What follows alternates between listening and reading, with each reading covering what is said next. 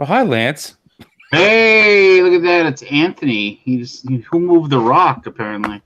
Here it is. The rare Tuesday episode of the weekly Alaboom. That nobody knows about. Well, I posted it on our Facebook so the 7 people that follow that. We'll only get 4 viewers tonight instead of 7. Yeah. Yeah, I mean, that's fine. That's fine. The hardcores will find us, right? That's right. Today's Tuesday. All day. Having one of those weeks. Chris Peach might come and join us. What is he going to plug? Well, he's got a Kickstarter going on, so. Why is it gotta be like that, Andy? That's how it always is. Yeah. Well, yeah. I mean, why do you think Mark's here? I came in just to talk to you, Lance. Oh, that's nice. We all know. I know. Yeah, I'm also calling the bullshit. So, yeah. So I mean, I've got more than enough things that are annoying me right now. So I mean, we can dive right into our issues and our problems. You know, Anthony, I was actually going to reach out to you at some point. Do you think if the two of us, if we did a podcast, if we did a THG podcast thing, if you and I sat down and do you think the two of us could hash out a feasible way for Gen Con to handle their housing in some way that wouldn't be completely screwed up? No. No, because I've been thinking about it the past couple of days. I wonder why. And there really is no way to do it correctly. Now, you and I have, I think, talked about this the other day. There is one way to do it where, again, you're still going to piss people off. People will be upset.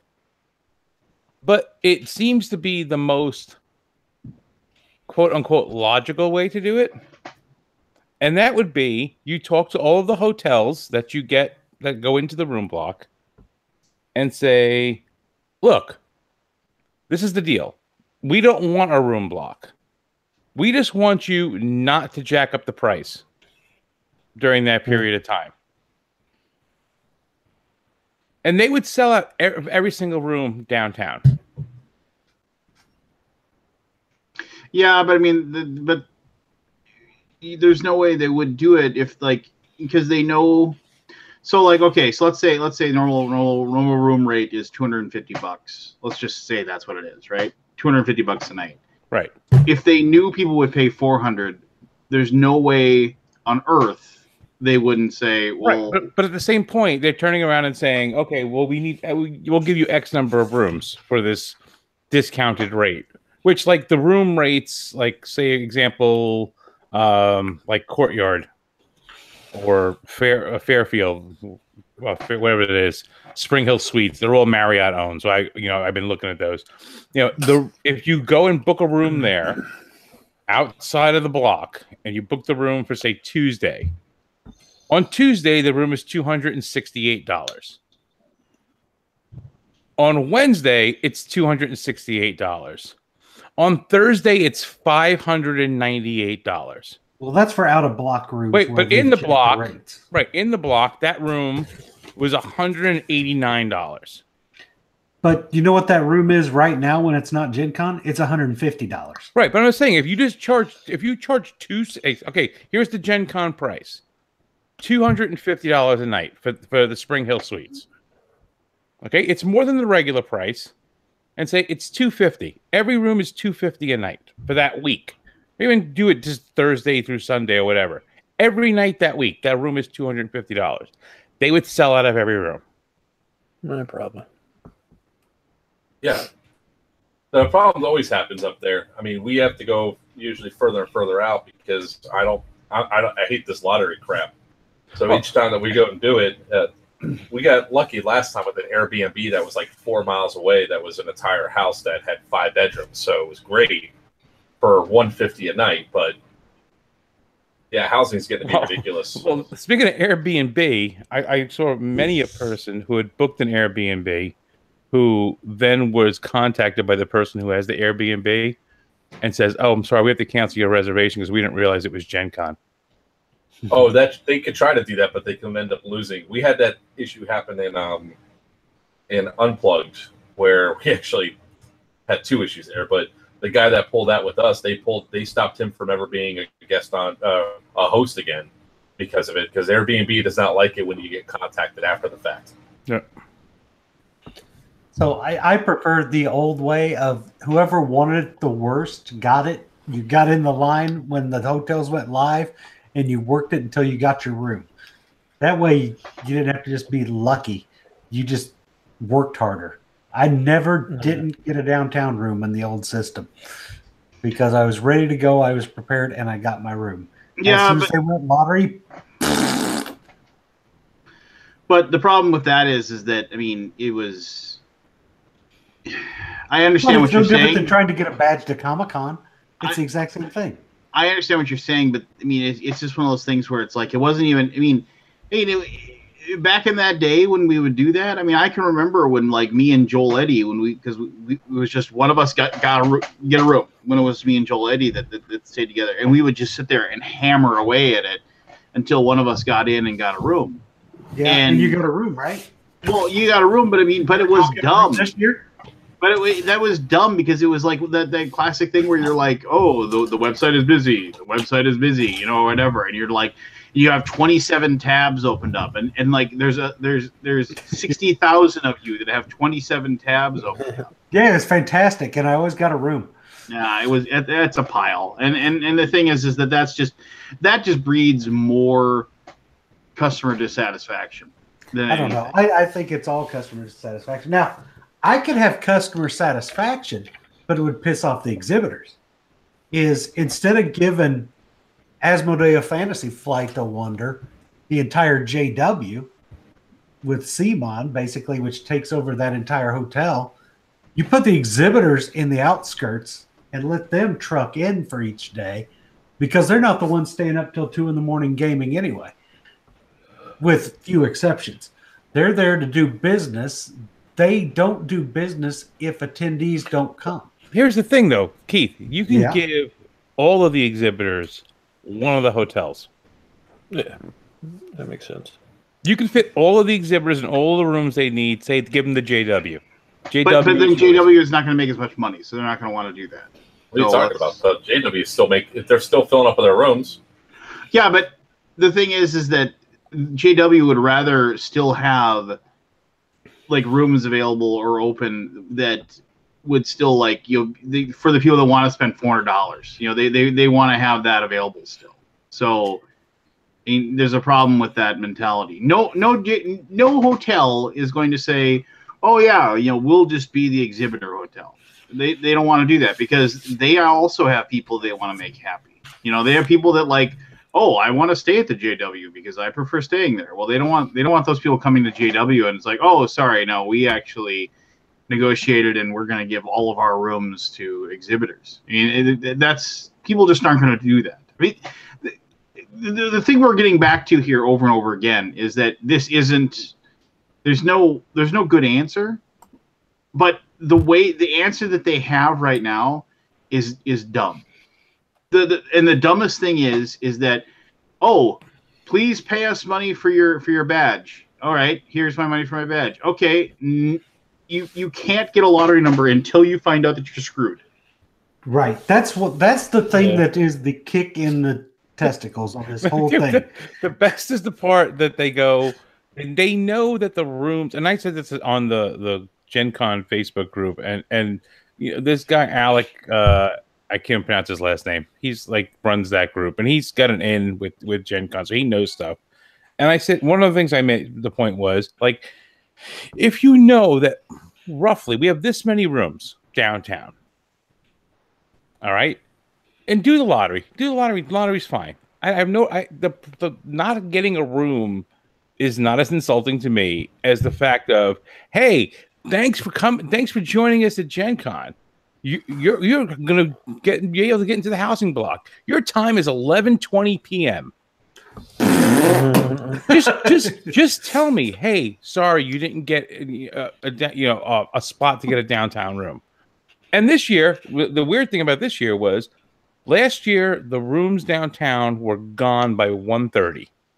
Every single room downtown that's in the housing block that opened for attendees, 1:30 they were gone. This year, 3:50. I saw some people got some even after that, Anthony. Well, some people may have dropped one back in or something, but 3:50. And the reason being, and this is the thing we talked about at one time, and we were laughing when they first announced how they were doing it this year. They didn't increase anything. There's no extra rooms. They didn't put fewer people in the 15-minute time slots. They just had less people booking rooms because apparently when we all joked around about were people actually scalping rooms for Gen Con? Yeah, they were. Oh, yeah, I know they were. I know that kind of thing was going on. Or people would just reserve a room, not planning to scalp it, but just reserved it to have it just in case. And now that I can't transfer it, then I've got to think, do I really want this room, right? Yep. And, I mean, that's a contributor for sure. But, Gen Con's not going to fix it for one very important reason. They don't have to. No, because they're selling out. They're going to sell out. They're going to keep selling out. They don't need to fix it because they fill every room anyway. So, boo-hoo is me if I'm Gen Con, right? Okay, sorry, I'll just sit here and count my money while you bitch and still come anyway. So they don't lose. They win either way. Until people say, nope, not going, they're going to keep winning. Yeah, the other thing, too, is, I mean, you look at it, like, the past few years, like, 1 year, I got the early time in the lottery, so I booked the room. Last year, Keith got the early time in the lottery, so Keith booked the room. But I saw people, like, there was a group of 8 people who always go together, and none of them got a time before 6:30. Well, none of us in the Alaboom got one before. I was just I don't know of a single. I mean, I don't know of a single person that has a media badge that got an early number. Now, I'm sure there is. I don't even have one of those. Yeah, that's true. That is the other weird thing. There's a lot of people that got media badges like every single time that didn't get one this time. We think we figured out why. Why? It has to do with how they vetted people this year. And the vetting this year, because when you submit your media badge application thing, you put your website on there. And they went to websites first. If you had a website listed as well as a YouTube channel or something else, they went to the websites first. And if your website had not been updated in X amount of time, they looked at it and said, oh, well, you're not active. All I did was list the podcast feed in directly iTunes. I just did the iTunes. But that's all you put. So like on mine, I had the website, which hasn't been updated in a while. And I put in the, our Lisbon website thing, because that gets updated every time an episode goes up. But they just went to the first thing. Because like Tim Norris didn't get one. And he's like one of the people who's like constantly running around Gen Con taking videos and whatever. So it's like whatever. But he hadn't done he hadn't updated or done a video in a while. So I think that's why they banged him. Yeah. But it's like that's the thing. You have to have something like current. I really don't care about getting a media badge. This was the whole fact was that I had to pay for a badge to get screwed in the lottery. The sodas. Yeah, I think that what sodas? It's waters. Oh no! If you get there early enough, there's sodas. So there are people that want to go to Gen Con, and if they can't stay downtown, it pretty much hoses their Gen Con, right? And they might not even go at all if they can't stay downtown. But you can't find out you don't get to stay downtown until after you've already paid for your badge, and that's the big kick in the tank. Right, and then when you return it, they still keep what is it, $15? Yeah, they keep whatever. It's like. No, you should have full refund if you can't get a freaking downtown room or something. There needs to be some kind of other solution. You should get a full refund if you cancel within like a week, 2 weeks, whatever. Yeah. Now here's the weirder thing. Now get this. So the vendors don't actually get it opened up until the 27th of February. So vendors are still like kind of floating around, like they have no idea. Like But they have their room. blocks. They'll have whatever number of rooms they save for them, and that'll I mean, be there. last year we scrambled to find decent rooms. I mean, honestly, I mean, it was, you know, last year was bad. I mean, I ended up trying to like track things down like outside of it, like looking for people to help out, kind of thing. So it's, yeah. I mean, I don't know. Who knows? It might be just fine, and what do I know? But I mean, the other thing that makes no sense. So you could have booked a room at the JW before the room block opened, or during those first couple of hours if you didn't get a time slot and you paid the much higher price. What I don't understand is the fact is that the airports that are out by the hotels that are out by the airport that are in the room block, the price is not that different. Well, and I tell you, hotels that are out of block that I'd used in the past, and they were like my backup hotel until I managed to find something. I used to be able to stay, and this was say 4 years ago. I could stay out by the airport, out of block, no Gen Con rate, for like $120 during Gen Con for a suite. Yeah. And now they're like $190. No, because they've realized, hey, I can sell these rooms for $190. Yeah, no, we booked really cheap out at the airport. Well, as soon as we realized we were not getting a room, we went to Plan B. We booked a room out by the airport, and I said, okay, I'm just going to find someone who's got one of the connecting hotels, and I will pay to park at that hotel. Well, you don't even have to do that. You can probably park cheaper, just parking at Circle Center Garage. No, but the point is, if I actually have two people now who are staying at the Westin, who I would rather pay the extra to park at the Westin to know that there's a spot there for me, and to be able to walk back and forth across the street to put stuff in the car, than have to worry about going to gate 10. Well, the other thing you could have done is got like you could probably get a month pass for this cheaper price to Pan Am Garage, cheaper than you would have been able to just do 4 days at the hotel. Probably, but you know what? It's right across the street. I just go out and put my stuff in the car. We go and get there when we get there in the morning. I don't have to worry about getting in line for the municipal parking. At the end of the day, when we're done, we jump in the car, we drive out to the hotel, we sleep for a few hours, we drive back. It's really ridiculous. I mean, we like the fact that we stay downtown, but even with the block price, it's ridiculous what we pay to sleep and take showers. Yeah. I mean, literally, it's literally a place to keep our loot we buy. I mean, that's the most important thing because we barely sleep, so we can. That's what I'm saying. For that, to take the extra 15 minutes at 2:30 in the morning to drive out to the airport to sleep and take a shower. You know what? I'm paying a third of what I paid last year. And so here's where I'm at for this year is I've been spending a lot of money every year to be able to stay downtown to enjoy Gen Con and hang out with people. This year, I'm like, I can't stay downtown, at least not at a reasonable rate. I live an hour and 10 minutes from ICC. I'm just going to drive up. Screw it, right? I'm not that much worse off than the people driving in from out of town, to be honest, or from the outskirts outside of Indy with the traffic they'll deal with coming in. So I might as well just drive up from home, sleep in my own bed, and just go shop for 2 days. I have not come up with a plan that would convince me of otherwise yet. I just look at it this way. I'm going to probably be doing Airbnb again because it's about 5 or 6 miles away. It's a cheap Uber ride, and 5 or 6. You're paying $7-8 for an Uber to get back to the Gen Con area. Yeah, that's what I'm doing. I mean, it's pointless to stay in a connected hotel now. I guess I will just, once again, and this is yet another reason. If I didn't have to work, you wouldn't go. I wouldn't go.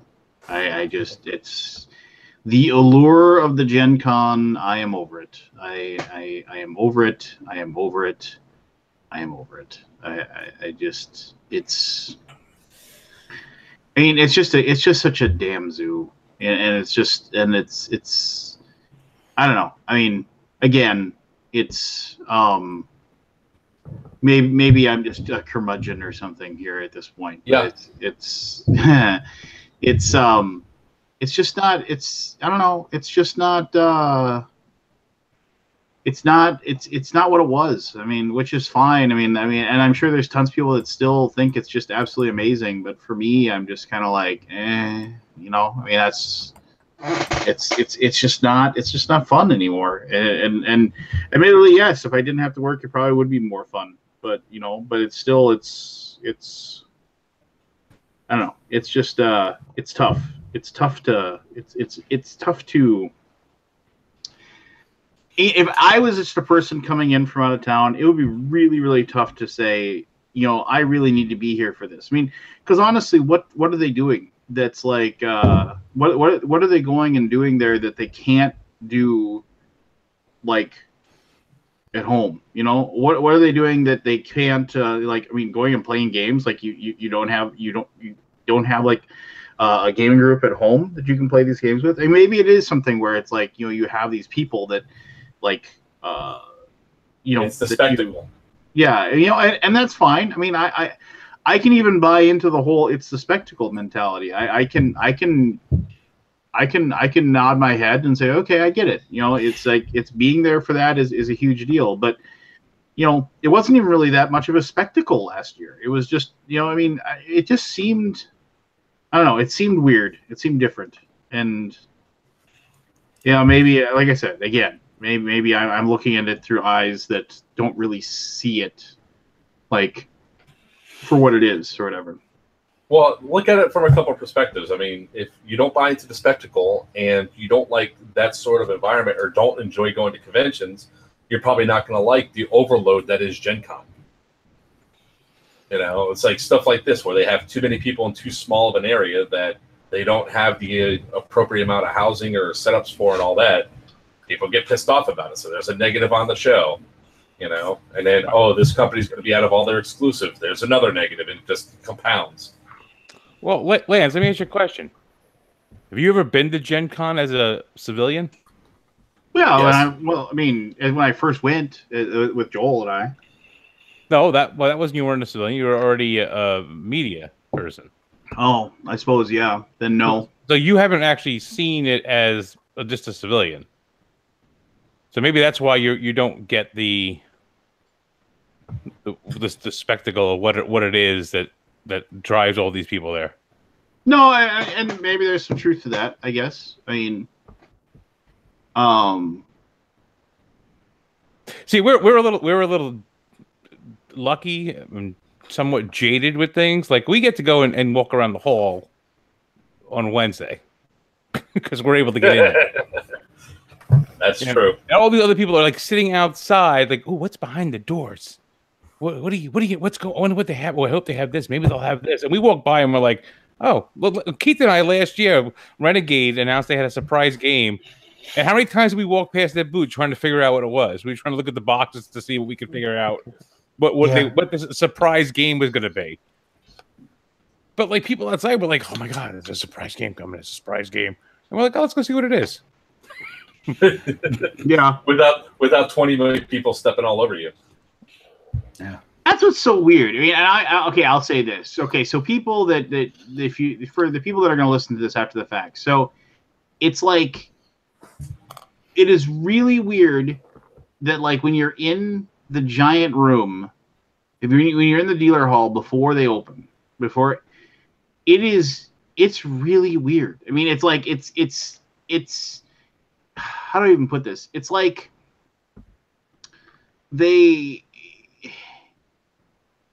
it's like being able to go and knowing exactly what the trick is when you're watching a magician. You know, it's like it almost kind of in a weird way ruins it, because like you see the entire room before it's set up, right? Before it's been created, and before it is like all like, you know, you see all the little parts of like the upper deck. You see it happening. Yeah, you see it happening. You don't walk in and all of a sudden you see the 18-wheeler and the big shark head and the thing. You saw, oh yeah, look at that piece going up. I wonder what else they're doing. Oh, cool. Yeah. They're assembling this thing over here. Oh, look, they drove a big semi in. Yeah. And so I guess that's kind of cool, but it's just you can't really enjoy it either because usually it's because you're setting up your own booth and you're like, and everybody's complaining about how Fern charges you $800 to move a box 7 feet, and and That's very true. yeah, I know, and it's just and it's just so but it is a weird. It's a weird thing, to go behind the curtain. Quite fascinating. But like I remember when I was like, man, I need like a soda or something. They're like, oh, go over behind there. Like there's like the loading dock has like $1 sodas, a $1 soda machine. It's like you don't even know it exists, but oh, really? You go over there? Holy crap, $1 soda machine. Just like normally it's supposed to be only used by, I'm assuming, guys that are on the loading dock, but nobody's gonna, if you act like you're supposed to be there, nobody's gonna come over and. That's because you look like a Teamster. So it's stuff like that, but I don't know. It'll Keith put it best. It doesn't matter. It doesn't matter. It doesn't matter. You know why? Because they're not gonna change. Because there's no reason to change. If everybody came up and said, you know what, screw you, we're not gonna do this. And we're not going to come to your stupid convention. They'd be like, "Oh, fuck, we need to change this up. We need to fix this." But yeah, nobody does. And nobody will. I mean, it's a good problem for them to have, I guess, and it just sucks for those of us who want to go and enjoy it a certain way. But speaking of good conventions, I bought my badge for BGG Con this morning, so I'm ready for that. Wait. Why don't you wait till Aldi gets here and suck up to him? No, I already got it bought. He already knows I bought it. He knows all. He doesn't need your money. I'm ready to go. And see, I bought in early on that. I overpaid for my BGG badge, but you know what? I never have to worry about getting a badge or a room again. I'm set. What, the BGG? Just like those guys that have been the VIGs at Gen Con for the past 20 years. They don't have to screw with it because no, they they're don't. in. It's $500 and it's honestly for them. I mean, I that's money well spent. Really. Yeah, and it's the same guys because there hasn't been a new VIG opening for freaking 5 years. Someone did get a spot this year. Someone had posted. I wouldn't want to say it until like that happened. I'm a VIG. 4 years ago, I got it into my cart and it was gone before I checked out because I was going to buy it for that purpose. And in hindsight, I don't need it. I'm glad I didn't, but I was that close, and I probably would have been shelling that extra money every year. I'll shell it for BGG Con because it's worth it, but Gen Con it's not anymore. And I got my hotel for Origins, so I'm ready for that, and that'll be it. I have a booth, so I always get tickets. I should probably buy my badge for Origins. I got the important part. I got the hotel. That's what matters. Well, that's still the weird thing too. Origin still hasn't become impossible to get a hotel. Like, no, it's harder. It's a lot harder, and I can't get the hotel I wanted. Yeah, I didn't get the one I wanted, but I still got a good one. Yeah, I got the Hyatt this year, I think it is. And last year, I was only there a couple of days, but I managed to pay out the nose to get in the Hampton, and I'd love to have been at the Hampton again. It's my favorite by far. The best hotel I stayed at Gen Con was the train station, the Union Plaza one. The Crown Plaza at Union Station? Yeah, you were there. It's okay. I think my favorite was probably the Spring Hill Suites over at the JW for the room quality with the amenities you get. Last year's was okay, wasn't it, Anthony? Yeah, the room was fine. Last year we were at the Westin. Yeah, I just remember the Crown Plaza. It was like where Rebecca and I had our room. Like we walked out, we took a right, and we walked 20 feet to the Skyway, and then we were there. We could walk from the floor of Gen Con to our hotel room in 5 minutes. I think you're right. The Crown Plaza is the best for the exhibit hall access. right? Because it's No. right there. The Crown Plaza one comes in down the hall. Well, yeah, exhibit hall. Right It's from all the way in the exhibit hall. corner. So if It's you're all an in the- exhibitor, you've got that door. But you got right that there. door if you're an exhibitor, and you can just Right. walk right in. Yeah, but you're It's still the down zip for the hall. exhibitor. It- Yeah, it's not bad though. It took 5 minutes. I don't know what else I can say. I mean, I was able to like walk out of there. Don't you sass me. Don't you sass No, me. the best hotel actually for the exhibit hall is the Omni. The Omni the Omni Severn. sucks. The Omni Severn is a nice hotel. I'll say that. It's nice, except the rooms kind of suck and the elevators were horrible. Yeah, Every Like time one I've of been them, to the one of Omni, them is that- always broken. Yeah. there's always a Exactly. broken elevator and it's always slow. The rooms are kind of small compared to the other hotels, but it's a good location. Yeah, we had the Spring Hill 2 years ago. That's where we had the suite. Oh, were we at the Standard Marriott last year instead of the Westin? No, we were at the Westin last year. Okay. And we I were thought all we were at excited that Standard we Marriott. got the Westin, and then we realized that the front entrance was closed. We still had to walk around the other side. No, that was the Marriott we were in then. Was it the Marriott? Okay. Yeah, Marriott had the front entrance closed because they removed stuff. Weston is next door, so it Oh, might as well okay. be about the same thing, but it was okay. I stayed at the JW one year. It was nice. The JW is really nice. So that's probably the best one overall, but it's for the price. It's pretty Yeah, awesome. I like Spring Hill and Fairfield. Yeah. As far as like breakfast goes, Embassy has the best breakfast. Oh, and And the best thing about hated Embassy Hyatt. too is, so Embassy, when you get back, like when Gen Con closes, you go back and they have like a happy hour in the lobby, and they have like hot popcorn and nachos and stuff.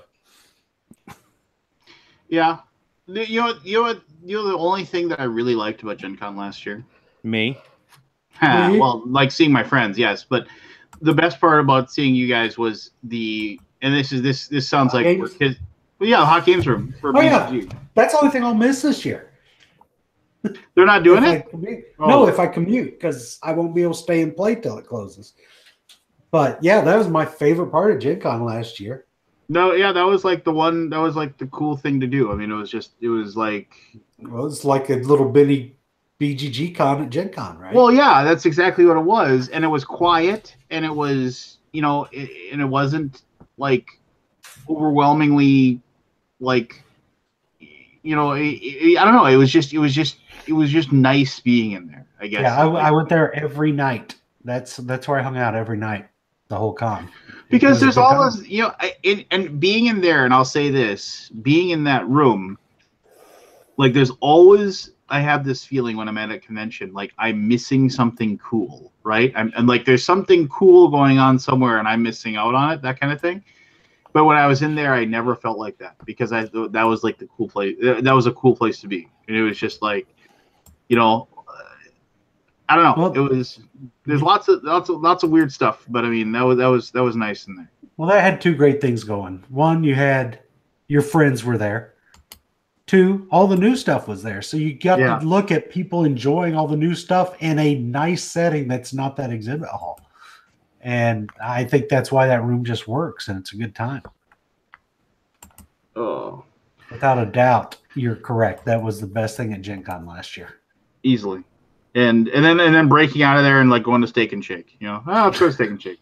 Oh boy, steak and shake. Oh my God, freaking banana. the banana shake and Gilbert Gottfried. Oh my gosh, I mean, all right. So Anthony, tell the story because if nobody knows, just the banana shake. The banana shake story. Yeah, tell the banana shake story. So Michael really just wants a shake. That's all. Michael he Mendez. wants. Michael Yeah, Mendez. Michael Mendez. All he really wants is a shake. So we get in there. We wait in line. The line wasn't too bad. No, it was like 20 minutes, but it was fine. It moved. So we get in there, and the year prior, Michael ordered a shake that was chocolate something. Was it chocolate Butterfinger? It was Butterfinger. Butterfinger shake the year before, and it came with banana in it, which Michael despises banana. despises, like literally, like revolting. Like the taste of it is, I mean, I know people that'll eat a banana, they don't like it because of the texture, and they're like, I just don't like. I mean, the mouthfeel, as they say. Yeah, Michael despises banana, so we go in there. He picks out the shake he wants, and he orders like an Oreo shake or like a cookies and cream shake.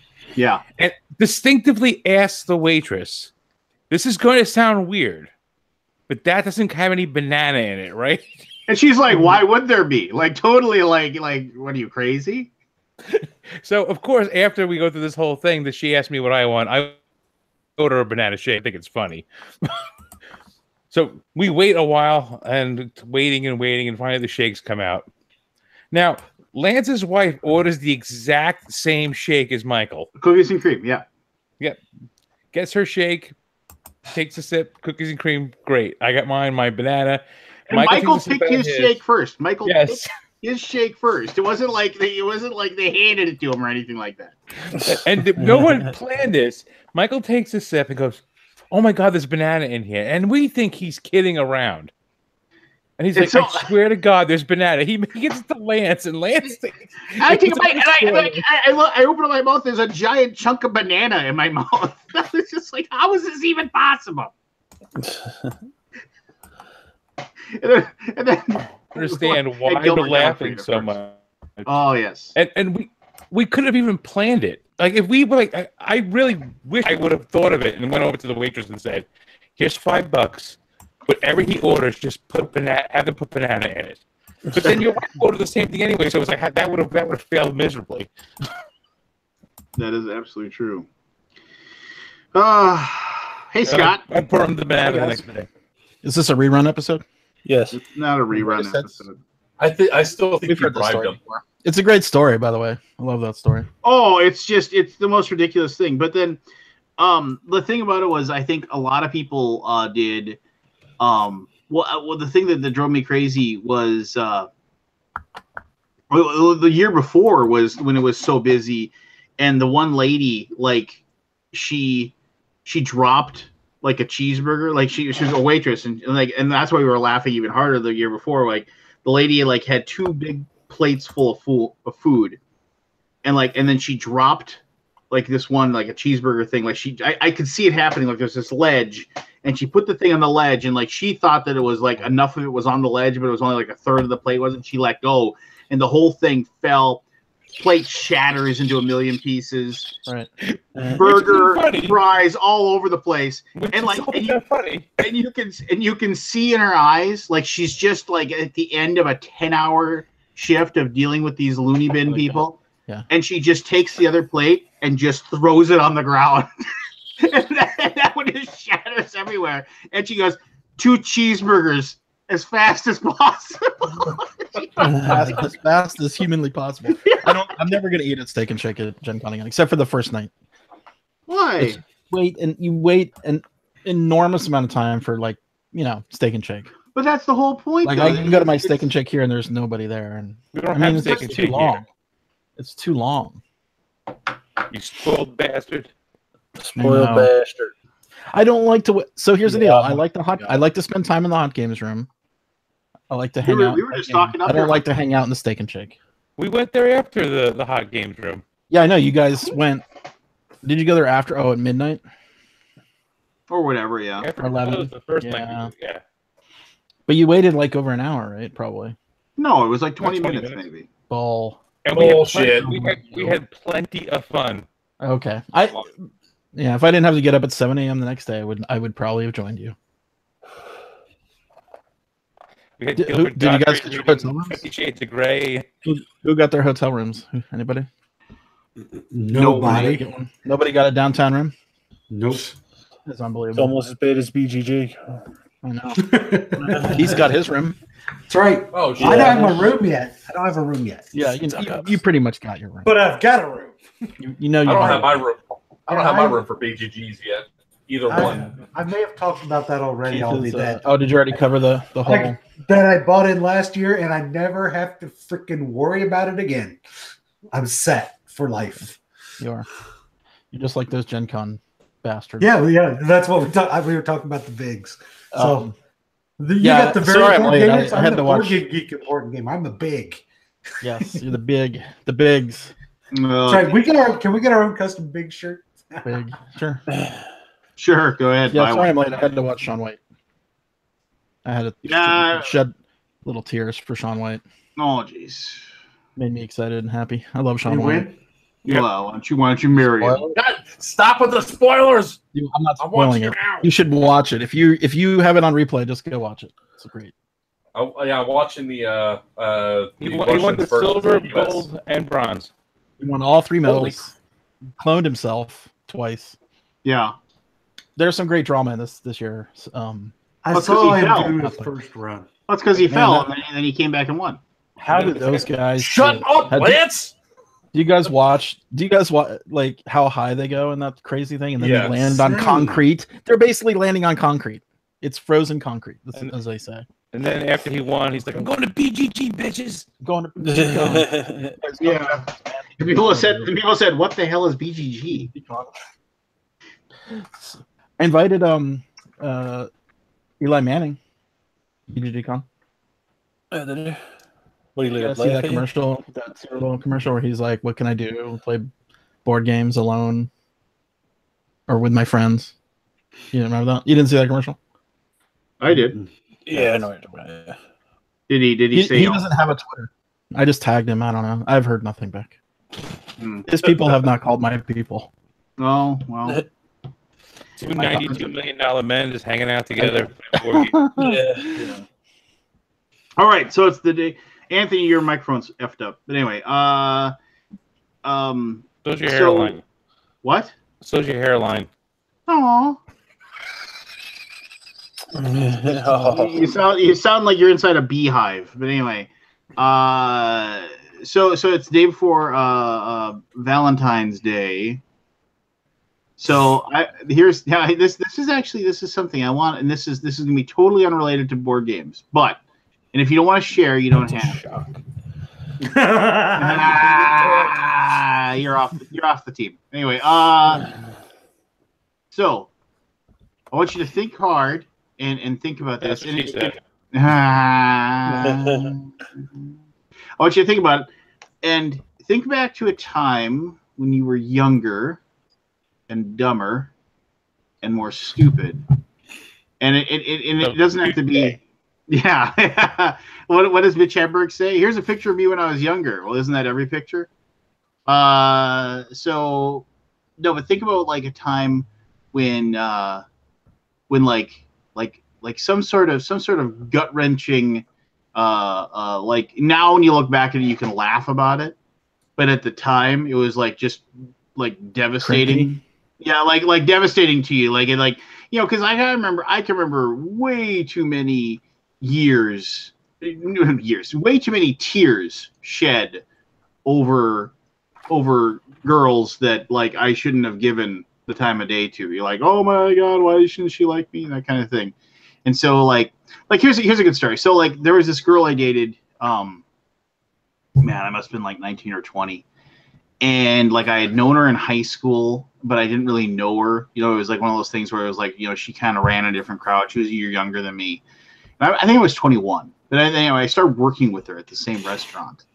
And like, just parties after the thing or whatever, we just started hanging out. We started dating for a little while. And it lasted like, a blip on the radar, like 6, 7, 8 months or something like that. I was dumb. I didn't know how to handle whatever was going on. It's one of those things where you do stupid things because you think it'll be funny or cool, but like when you look back, you're like, wow, I was a douchebag. Just like you think about it. But I remember. Wait, look back. I remember like for Valentine's Day. This just happens to be. I remember for Valentine's Day, I decided I was gonna like really do something to wow her. Like I wanted to like, hey, I'm gonna do something really awesome. And so like she like really liked like all of these like classic like rock bands, from like Steppenwolf and stuff like that. She like really enjoyed that music. And so I went and like Aerosmith, stuff like that. That's what she listened to. So I went to like a a used vinyl record store. And this is back when I didn't have a pot to piss in or a window to throw it out of. And I went and I bought like vintage, like 2 or 3 albums, like, you know, and they weren't super expensive. They were like, you know, $7-8 each or whatever. But still, it was like, you know, I spent like $30, and like, I mean, I could have spent $30 on like flowers, but those die. But I was like, oh, I'm gonna get her these cool albums, you know, and like that was my big thing, right? So Valentine's Day, we're like going out, and I give her the gift, and she opens it up, and all of a sudden I realized that like I'm looking, and she doesn't have anything for me. Like she didn't actually like think enough of me, like, even though we've been dating for like a half a year, to like get me anything for Valentine's Day, which whatever, fine. And she's like, and then like she looks at him and she's like, oh my God, this is amazing. This is awesome. This is like the best gift ever. This is so awesome. I'm going to have something to remember you by. It was the actual words she said. And now, like, at the time, I was like, what? And I, you know, but at the time, now I look back, I can laugh. I'm just like, oh, it was like something right out of like a bad movie. And you like drove home in your car like that last scene in Oh, The Last American Virgin? That is a great movie. I mean, just for that scene alone. I mean, just like the good guy doesn't get the girl. The slow drive home under the street lights and the tears coming down your face. Yeah. No, I mean, I don't remember actually shedding tears for her. I remember when she broke up with me, I remember like being really annoyed by it. And then I went over and I had a buddy that worked at like a Pizza Hut restaurant, and he was closing, and like it was after it closed. This was back when Pizza Hut had like restaurants that like you actually went and sat down in. But he'd let people drink free beer off the tap. And so I just went over there and I knocked in the back door, and he let me in because he was doing like the final night count. And I just went over there and I was like, yeah, Rachel broke up with me. And he's like, oh, you okay? I was like, yeah, I'm kind of annoyed. And I just sat there and drank beer for an hour while I watched him do like the final tills and stuff like that. That was like the first girl that I ever like got over real easily. You know, it was just kind of like, well, this sucks. Being single stinks. You know? But yeah. So anyway, if anybody's got in this one, I'll tell this one, but this is not me. This and I know people will say, oh, this happened to a friend of mine, but this this guy's a really dear friend, and he laughs about it now, but at the time he was pretty devastated. But I mean, I remember like laughing my butt off when he told me the story, which I felt bad about. So he was my buddy, his name was Paul, and he was dating this girl, and like he really liked her. I mean, like was like desperately like in love with her. Like I, you know, this girl is like the completion of his soul kind of thing. And like they were dating, and like he, you know, it was just one of those things where it was like amazing and everything for him. And he got to this point, like he was like thinking about like they move in together and all these things, and all of a sudden like she found out that like she was moving away, not like away like a far away, like she was going to move to like another town that was like a half hour away or something like that. Like she had a job or school or something. I don't know the exact reason anymore. But he was just like, you know, trying to come up with this grandiose gesture, like to, you know, solidify their love or whatever. And like, so he just, and they've been dating for like a year, and he just was like, you know what? He's like, he decided he was going to propose. He was going to ask her to marry him. And so he went to the jewelry store. He bought the engagement ring, and he drove. And he called me up and said, could you come to the bar and hang out with me? And like I got there, and he was just all miserable. And this is him telling the story at the bar. And so he went, and he went to her place, and she was living at her parents' house for whatever reason. And he kind of went up to her. He went to her bedroom, and he was sitting there talking to her.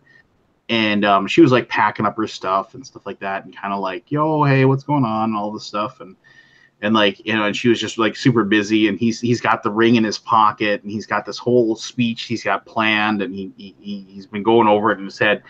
And he finally, I don't remember what her name was. Let's say her name was Jen. And he was like, Jen, I could you just stop moving? I got to talk to you. And she's like, oh, you know, okay, you know, what's going on? She comes and sits down next to him on the bed. and he's got he reaches into his pocket and he's got the ring, and he's got this idea of like he's gonna like kind of like shift and get down on one knee and go through the whole process. And he's like, I've been doing a lot of thinking, and I know, you're moving away, and I know you've got this thing that you're doing, whatever it was. And he said, but I've realized that I don't want to live my life without you in it. And that was like his thing to shift and then move down on his knee. And before he could, she grabbed him by the shoulder and she said, well, you're going to have to. Oh. And it was just like, and he was sitting there and he was like, I was like, so what did you do? He was like, I left. And he's like, returning an engagement ring is a really sad thing to do. Jewelry stuff. You are such a horrible person. You know that, Lance? You find so much humor in other people's misery.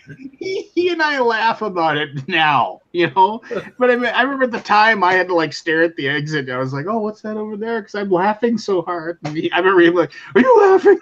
I was just like, "No, I'm not laughing." No, yeah, but I wish I could have been there for that moment when his heart just like shattered into a million pieces. I mean, I know that's horrible, but you know what? I mean, he's a better person now for it. He grew up at that moment in his life. Wait, I just noticed the weekly Alaboom says the No Love edition. The No Love edition. Well, because it's before the thing. The Hallmark holiday. Yeah, there you go. So, but yeah, so there you go. So if anybody else has got a good story, I'd love to hear it. Nobody's gonna have a new story. Everybody, nobody ever got their heart broke. They all met their true love when they were like 16, and they got married. No, I just don't want you to sit there and get so much mirth out of somebody else's misery. What's wrong with having mirth? you need. I mean, she was so excited she ran to go tell her mother to get hit by a train. Your bike's getting worse. Yeah, it is. He's like diving into the honeycomb now. All right, I'm gonna go then. Goodbye. Aw. I'll be back.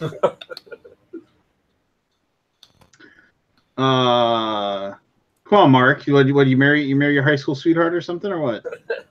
I have 4 kids from 3 mothers. What does that tell you? Well, it says you don't know what a condom is. Pretty much, yeah. Now, about the worst one I had was Sophia's mother, my oldest daughter's mother. We had moved to Savannah, and we were moving back. And she goes, "Oh, well, we just had to stop by my parents' house real quick. I just want to, pick something up." I said, "Sure." So I stopped out of her parents' house. She goes, "Okay, you can get my stuff out of the back of the truck now because I'm not going with you." Nice. Yeah, that was a not so nice conversation. Yeah, and you always wish that after the fact, like you'd handled it better, right? Like you wish you'd like. I don't regret the way I handled it at all. Yeah, I don't know. For me, it's just like I always like you always like said you end up saying or doing something dumb. I don't know. Yeah, I mean that's just the way it is. But yeah, but see, when you get older though, it's just like it's tough to. You end up not caring as much, right? I don't know. I just you kind of get to that point where it's I don't know. You just it doesn't really I don't know. It doesn't bother you as much, right? I mean, because you kind of like you've been there, done that, as far as like the heart being destroyed kind of thing. You just you have that that callous, I guess, would be a good thing. I don't know. It's a weird world, that like I remember being just completely devastated about like, you know, when my high school girlfriend broke up with me. I just remember being like a puddle of soup, you know, for like a month. Oh, I'll never love again. This is the end. You know. On a more positive note, I'm watching the snowboarding right now, and I just watched 3 back-to-back crashes. Shaun White's crash, the Japan guy crash. Now this Japan guy crashing. What's wrong? What do you got a problem with Japan guys for? I did not have a problem with them. I just said they're crashing hard, and it looks like it hurt. The guy's jaw looks like it's broken. He face planted. Well, I mean, if nobody else wants to bare their soul, that's fine. I noticed nobody else is jumping up there to say anything. Yeah, everybody else is like, oh, what are you talking about? Yeah. I think they're fine or whatever. I don't know, fine, whatever. Somebody else talk. Barry, take the floor. Talk about something. Oh, Jesus Christ. All right. I've been thinking about escapism a lot lately.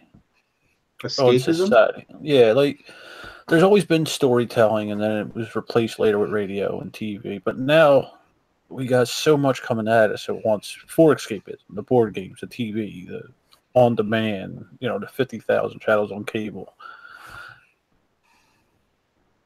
What kind of societal effect do you think that's having on us?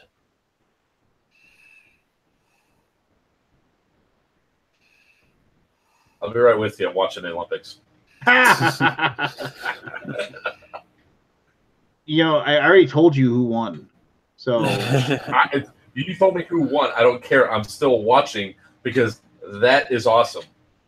You know, I wish I would have stayed with my skating career and not pussed out like a little bitch when I crashed and burned. Like you were crashed. You were a roller skating guy? Way to go, buddy! I was a pro skater. That sounds roller skates, huh? No, tough. It was inline skates. No, I got hurt pretty bad. Slipped 2 discs in my back, dislocated both my hips, my shoulders, broke my pinky, concussion all in one jump. Thing that hurt the worst was the damn pinky. But to go back to what Barry was saying, it affects us quite a bit. Obviously, attention span's a problem. Yes. Well, I was just thinking, like, even with the storytelling in the old days, people would sit around to hear the story, you know. Now it's like we're just isolating ourselves. Even back when there's only, like, 3 channels on the TV, people would sit and watch Friends or whatever was on together. But now it just seems like we're isolating ourselves and diving into this escapism more readily, you know. I think so much crap out there is scary to people, too, that they want to jump in and escape into something else besides real life. It could be. Like, what do you mean by scary? Like, just I look at turn the on the world news. differently. Just turning on the news. I basically see us reliving the 60s and 70s as far as the political and all that goes. You know, we had the same problems we did back then. Yeah.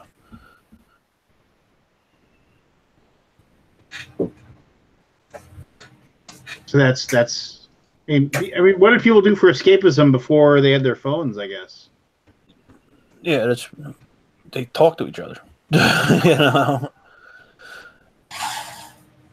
It was definitely different. When you're talking about telling stories and all that, I was like, yeah, well, my kids are definitely into that. So we got a second call from the guidance counselor because my son thinks he's a god. I was talking a couple hundred years ago, not necessarily. Yeah. Out. Out? What do you mean out? Out! Get out! Oh, it's your dog. I was like, what are you talking about? Soaking wet again and slimed the hell out of my. Get out! Keith, what's your opinion on anything? My opinion on anything. My opinion is I still love Gloomhaven after playing 5 games of it on Sunday. I have yet to play it. I've opened it. I have yet to play it though. I got 2 free copies. On the topic of are we getting more socially reclusive ourselves and things? See, technology is actually pushing me the opposite way, because when I was a kid, I was extremely reclusive.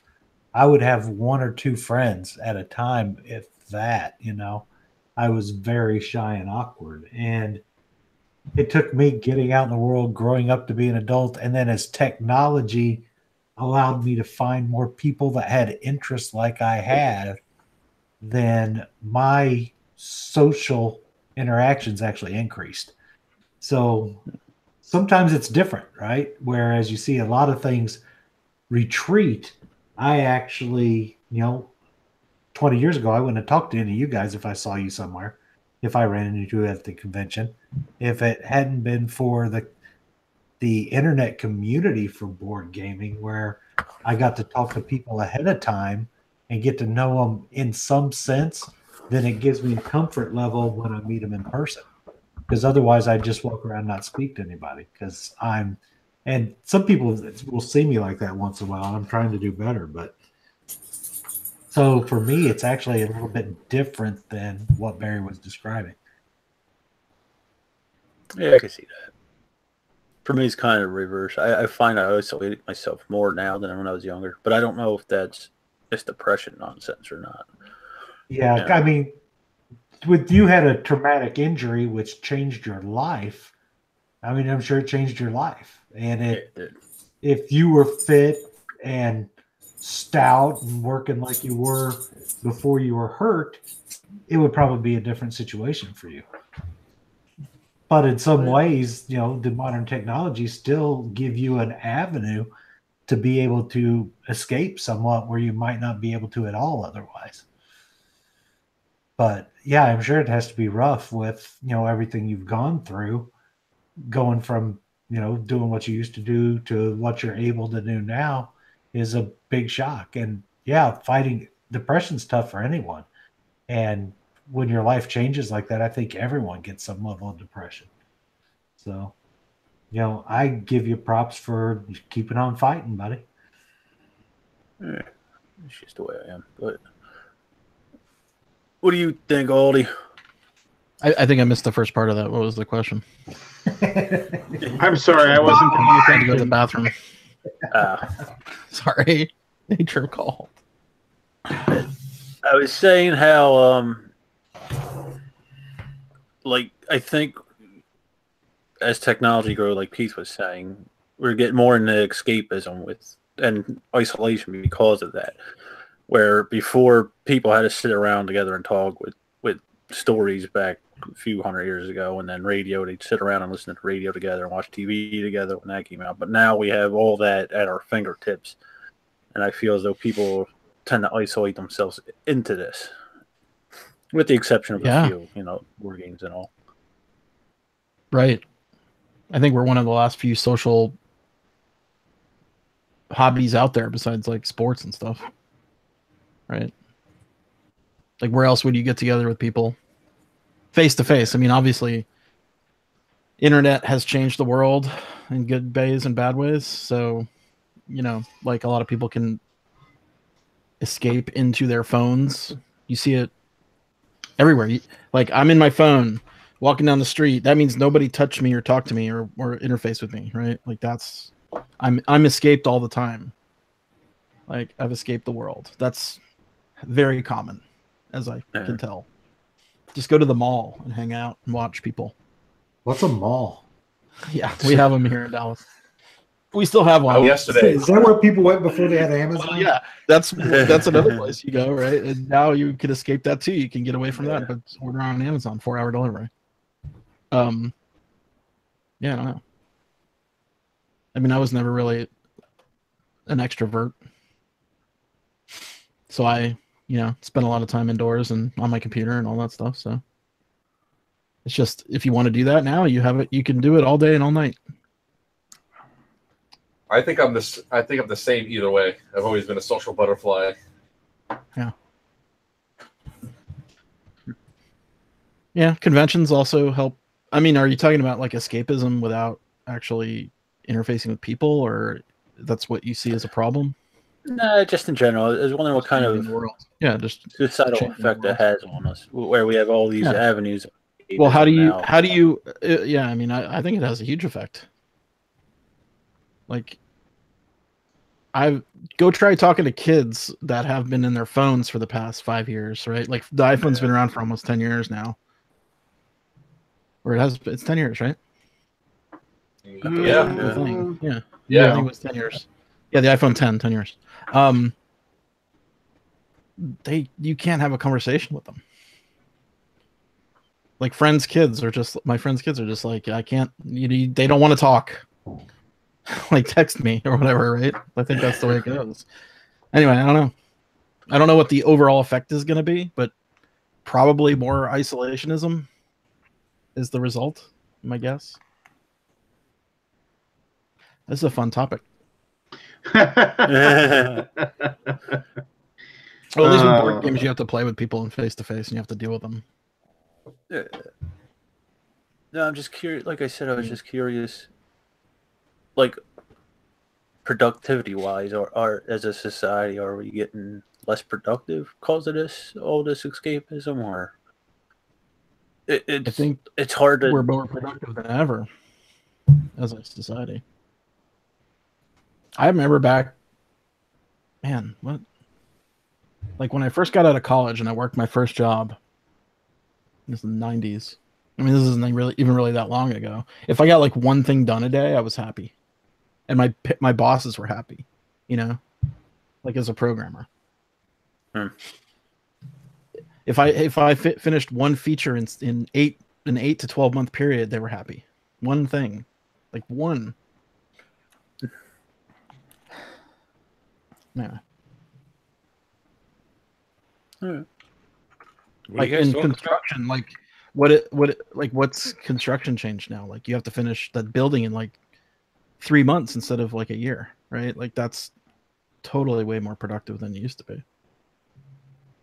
Well, with the constructions, it's a little different. When I was building houses, we get to show a house done in 3 weeks with a crew of 4, and that was I just think everything's way more productive than it used to be. Amish could build that house faster. Yeah, one day. There's a shitload of them. There's a shitload of them. Yeah. And they can't work at night, so they got to go fast. Well, most people don't work at night with construction. I beg to differ. Welcome to Florida. Yeah, it's 1,000,000 degrees outside. Go to Dallas during the summer. They work at night. Do they? Yeah. Put the big light. Yeah, they do. They put these big lights up. I guess because of the heat.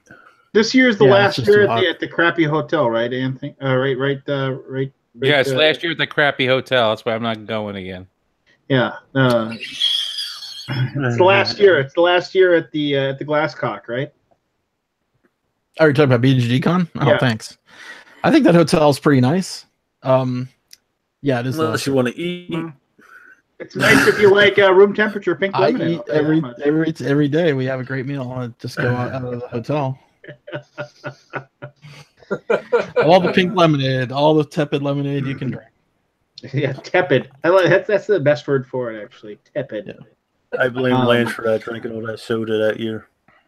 I had 5,000 cans. I was just taking them and pouring them down the drain. Well, I think what was happening is there was a lot of sharing. You know what I mean? Like, oh, you want a soda? Here, I'll give you a soda. I'll get you 5 sodas. Whatever. Yeah, I'm sure there was a lot. The gravy train of that ended when we stopped signing the contracts. Yeah, that's true. We'll see if the new hotel offers these sort of things. I bet not. Andy, come on, give me a grievance. Give me something that's pissing you off lately. What's pissing me off? Oh, some stupid website has this award they give out every year. As soon as they open nominations, my entire social media is filled with people begging for people to nominate them. Yeah, I must have gotten so many tweets and so many emails from people.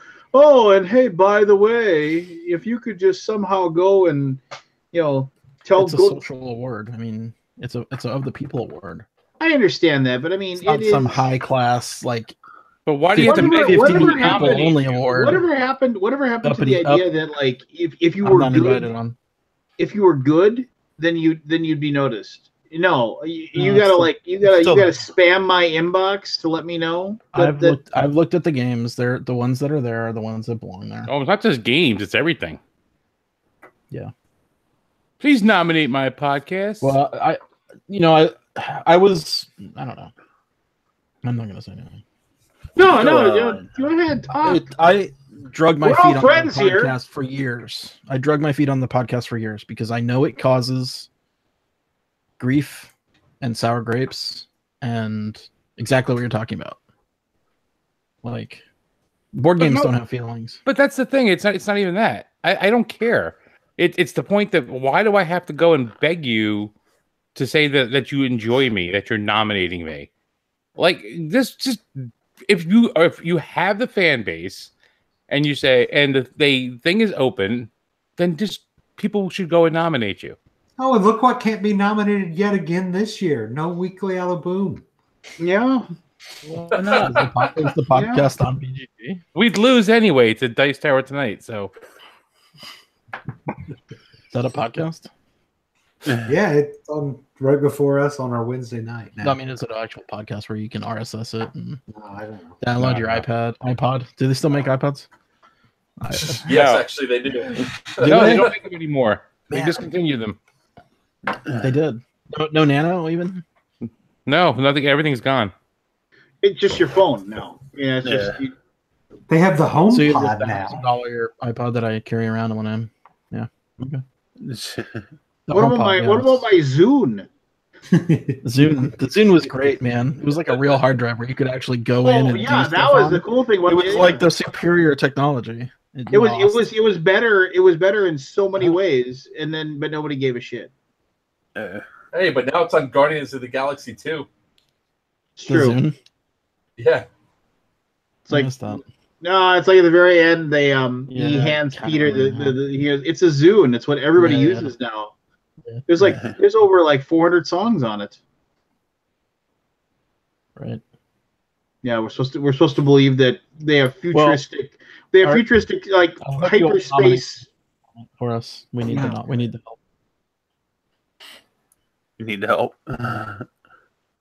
I What feel do you like need help? I feel like the numbers of the nominations this year are pretty low on the first 2 days. Oh, that only means that the begging will ramp up. The begging will ramp up. Well, what was your intention of the Geek Awards initially, Ollie? It's a People's Choice Award. Instead of what it turned into? People choice? Well, it is what it is. I mean, it's nothing what I didn't want. Nobody ever says it is what it is about something good. Remember that. What award is there for board games that is determined by a group of people? None. BGG, Golden Geek Awards. I'll answer the question. All of them are. All right, so, the Dice Tower Awards. Those are not. You have a jury of 50 people. Not, So There is That's not a not- jury that's of not- 50 people. I'm on that jury, and it's way know. more than 50 people. How many? It's 200. The question is, rather than doing all of this work and all this tabulating, why didn't you just give Gloomhaven every award for this year and just call Oh, it yeah. a day? Yeah, call it a day. Just Best Gloomhaven. solo What game. game? What abstract game. so what award, we don't have an abstract game award anymore. What awards do you think it should win? If you think it's going to sweep? you should just have one award. Should it win Game of the Year? and then done. That's Should it one win award. best strategy game? It's going to win everything that it's Should nominated. it win best thematic game? Because people are just going to say, "Where's Gloomhaven?" Click. Should it win best 2-player game? It's going to win best 2-player, best solo Best game, solo? best strategy party- game, best Party game probably won't win the party game. best thematic game. If it's nominated, they'll do it just because they'll blindly pick it. Yeah. I mean, I don't think didn't that's the Scythe case. last year teach you anything? That one good game can win a lot of awards. No, it won just as many awards as the Dice Tower Awards, and I have a feeling it was probably manipulated to be removed from a certain category. From you? What did you do? From me, no. What There did was you- categories where I felt that it should have been in and it wasn't. Well, why did you take it off those categories? I didn't have anything to do with it. Well, you're saying you manipulated it. So, I mean, what did you do? I did not say that. I said I believe it was manipulated. To So be you're removed saying from that certain your categories. website to avoid it from winning multiple categories. Your own website. You guys being manipulated it your just website. it just runs being so willy nilly. determining what the best games of the year are. I'm just mad because I'm not part of the group. What group? Are you talking about the Dice Tower Wars, not yours? Yeah, I'm not in the group. But I'm not a reviewer, so I shouldn't be a part of the group. It's not all reviewers, though. That's the thing. I think I probably play more games than most reviewers, but we'll see. Yeah. Gloomhaven's awesome. It will win many awards, including Dice Tower Awards, if I'm going to make a prediction. All right. I do have a grievance. Do you guys want to predict right now what's going to win? Besides Gloomhaven, period. Besides that. You guys are no fun. Gloomhaven will win every award it's nominated for. What Lance said. Everyone it's in, it'll win. No, what's the runners up then? That's more fun. Oh, how do you know what the runners up is though? It isn't like that. And Gloomhaven wins. We're only in the nomination phase. Way, you guys have already determined all the winners already. All right, let's Seventh Continent's going to show up. Is Seventh Continent not got a chart? Let's leave Scott alone. Seventh Continental chart. It'll be up there. Pick on poor Scott. Oh, yeah. It's going to run around to turn this into a positive, sleeping on his bed positive full of money. I have a grievance. I think Charterstone's going to show up. What's your grievance? Charterstone won't show up because not enough people are playing because everybody's playing Gloomhaven. It didn't come out. No, we're gonna. When did Gloomhaven or Charterstone release? December. Yeah, not enough time. Okay. We're gonna segue using Gloomhaven.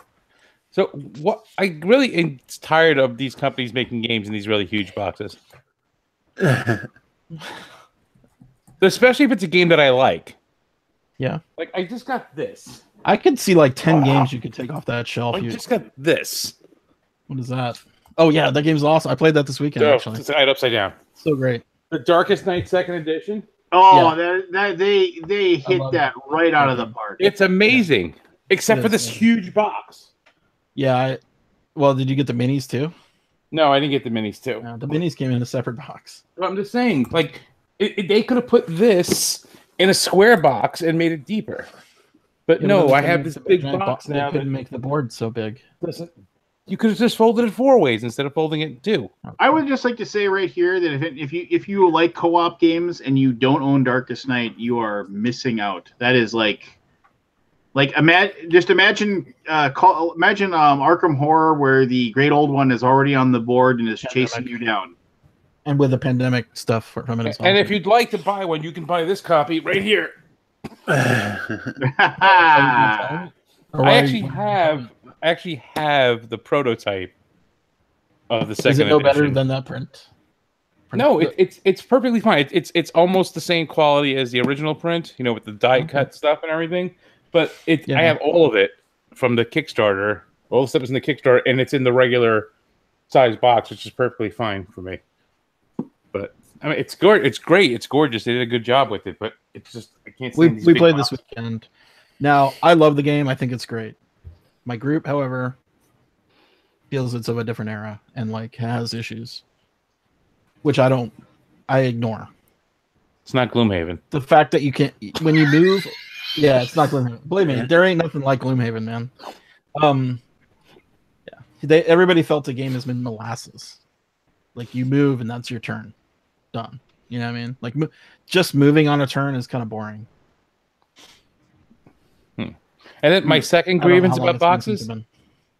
So I know Lance just got his. Keith hasn't gotten his yet. The Rising Sun Kickstarter. I threw all. Where the hell's my Rising Sun? I merged all mine down to one box. All right, so did I. But here's the thing that's pissing me off. Hold on a second. Oh well, one box and 2 plastic tubs. It's not quite. So this is the box that all of the Kickstarter extra stuff came in. Yeah. Why didn't they make it just as deep as the other one so I could store the game in this box with this cool art on the front? Garbage. If you buy everything, did you buy everything or did you do the Kickstarter basics? I got just the regular Kickstarter. I didn't buy everything because I'm not a big fan of a huge box of monsters and.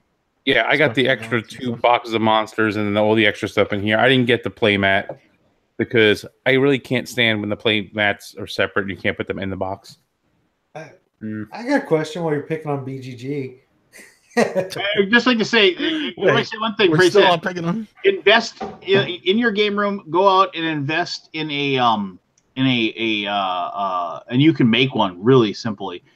Just look for a quilt rack. They're made obviously for quilts. They're about like yay wide, and they have like it's just like it looks like there's multiple. Like you just Google it, you'll see the picture. And I went when I was at Berkey's house, and he had one in his game room, and all of his playmats were on that. And I was like, "Holy crap, this is perfect!" I mean, it was just like, you like I have all those the same way. It's like, where the hell do I keep this giant neoprene mat? You know, it's like you can't put it anywhere. But if you have a game room that was like a bedroom and it has a closet, you just get like pants hangers. Yeah. And hang them from it, but I just don't like having it separate. Well, that's fine. That's a personal preference thing. So I didn't get those. I didn't get the gold. I didn't get the coins either because I don't need the. I can just take the coins out of my Yokohama if I need the metal coins for. Yeah, quilt rack could work. It looks like it. It should take up space though. That's why my playmats fit inside the boxes. See, I make my boxes thick enough for it. I think I don't think it would even fit in there because it's. I think Steve left a lot of money on this table by not providing a storage system. That's any other game. It should have been an add-on. Yeah, I just got this playmat. I broke the game, unfortunately. Which game? Rising Sun. You broke it. I mean, if you think having 25 points of Ronin is not broken, then you tell me. We basically found a strategy that where one player could basically build a force of like 20 plus Ronin, and felt like that was a little overpowered. When we're fielding like forces of 3 to 5 power, and he's fielding 20, we're like, okay, that doesn't seem. I know. Believe me, we triple checked the rules and everything. Like, they did do an errata rule sheet. Did you look at that? Nope. Well, there you go. Wasn't in the box. Well, That's my feeling. I mean, I guess I could go look on BGG if they're in errata, but there's like a 3-page errata rule sheet. Gotta be kidding me. 3-page? Yeah. I hate errata. So do I. Sounds like a band. Up on the main stage, we have an errata. And Rising Sun. It's beautiful. Oh my gosh, those minis are amazing. They really are. Simon's next game is Minis, the game. Just a Minis. whole box of Minis. People buy it. That's my problem with Simon is like our games are okay, but you get all that extra shit and it's in 17 different boxes, you know. Yeah, we merged it all down to 2. I have it all in one. I think they just launched too much at once. Yeah. I don't know. I've gotten to the point with them where if it's not something that's exclusive for the Kickstarter, I don't even get it. Because if I end up liking the game, I'll just buy it after. I haven't gotten one of their Kickstarters in I think a year and a half now. The tile action cards are really great though. Oh yeah, those are fantastic. Oh my gosh, they're so cool. No, that was part of the regular stretch goals. That was regular stretch goal. Yeah, it's good. Those are awesome. Like I didn't get the other square box. Yeah, the Kami. The Dynasty box, I think it is. There's like 2 more clans in there, right? It's another clan and something else was in there. The Kami monsters. So I don't know because I got the base game, this box which had the plastic things and it had the Fox Clan and a bunch of other monsters and it had all of the plastic strongholds and all the plastic alliance markers, the little plastic war markers and all that. Yeah. And then I got the 2 small boxes. One had all the Connie, one had all the white figures. Those are the Connie, right? Yeah. Yeah, so one had all of those, and then one had another box of just monsters.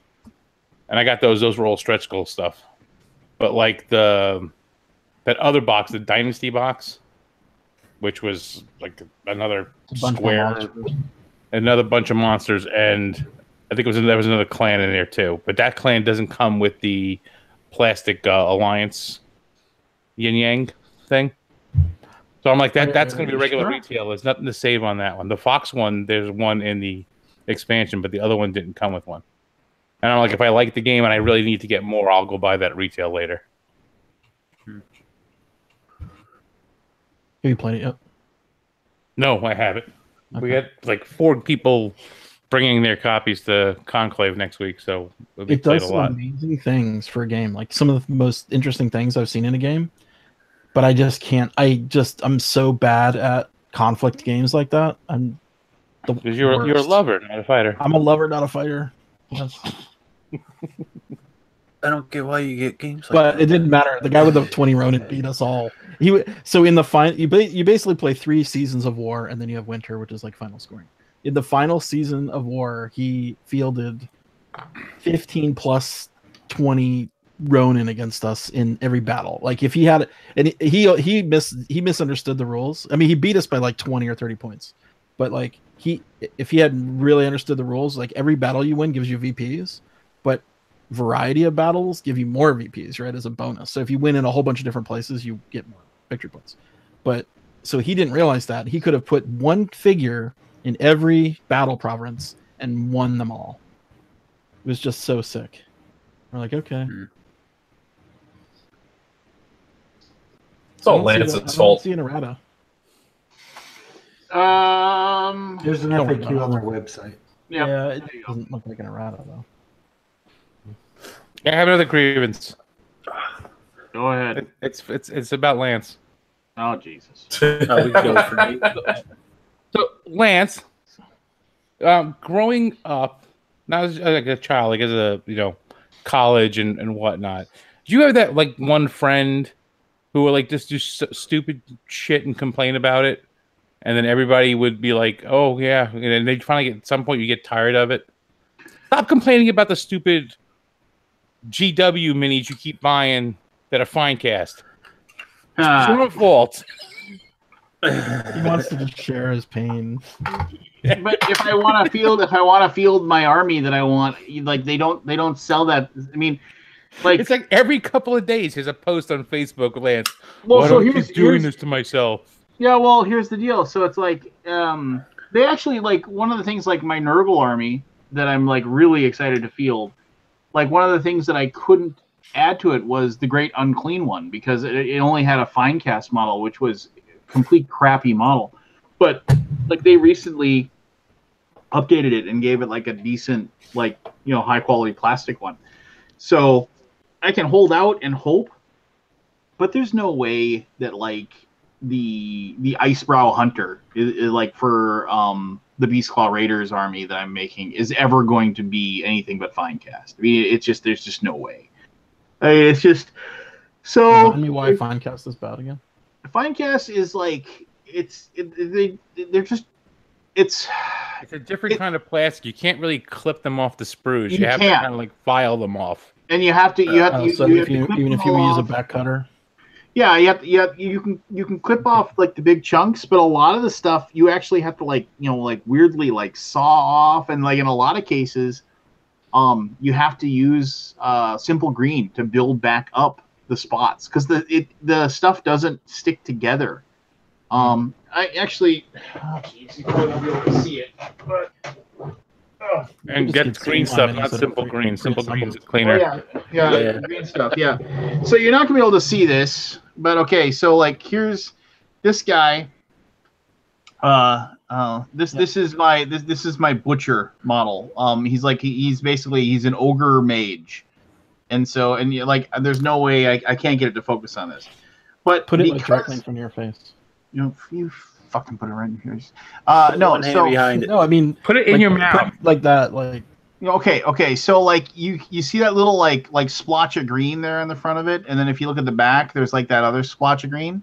Yep. Because the mini doesn't actually. Well, first of all, like you have to use super glue, so you can't use plastic modeling glue, which is like a way better adhesive because it actually melts the plastic and it sticks together. Like you could drop if you use plastic modeling glue and you drop a mini from like 10 feet up, it'll stay together because it's the mini, right? Yeah, it's fused.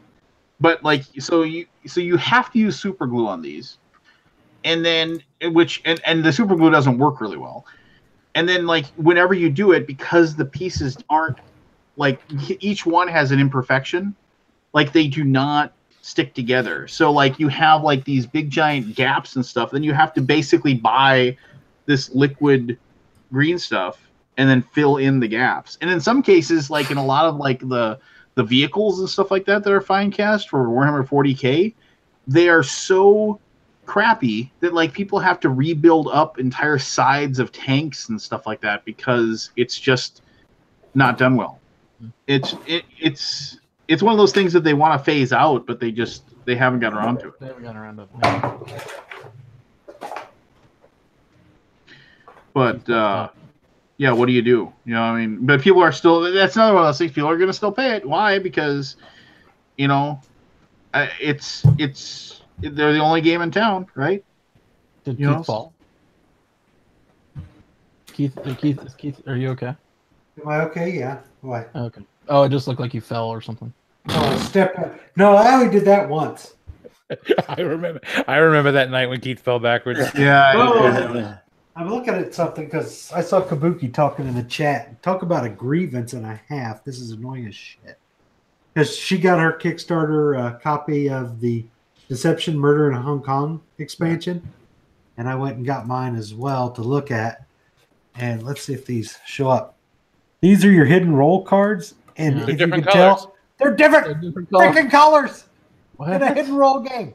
Wait, Genius! what are they? Wait, which one's which? I I mean, this one's the new one, I think. Yeah, that's the new one. So they're darker. Yeah, they're darker. And if you actually look at them, they're cut like shit too. I don't know if you can see the fuzz on the edge. Time to buy some sleeves. Yep, it's time to find some weird size sleeves to put this in because they had to cock up their game. Well, they'll fix that though. I mean, No, they won't. They won't. no, fix shit. They'll tell you to buy some sleeves. Did any of you guys get the miscut? Terraforming Mars expansion, the Venus one, Venus Next. I don't know. I got Venus Next. I got Venus Next. I never checked. You better check. Got or not. Better check.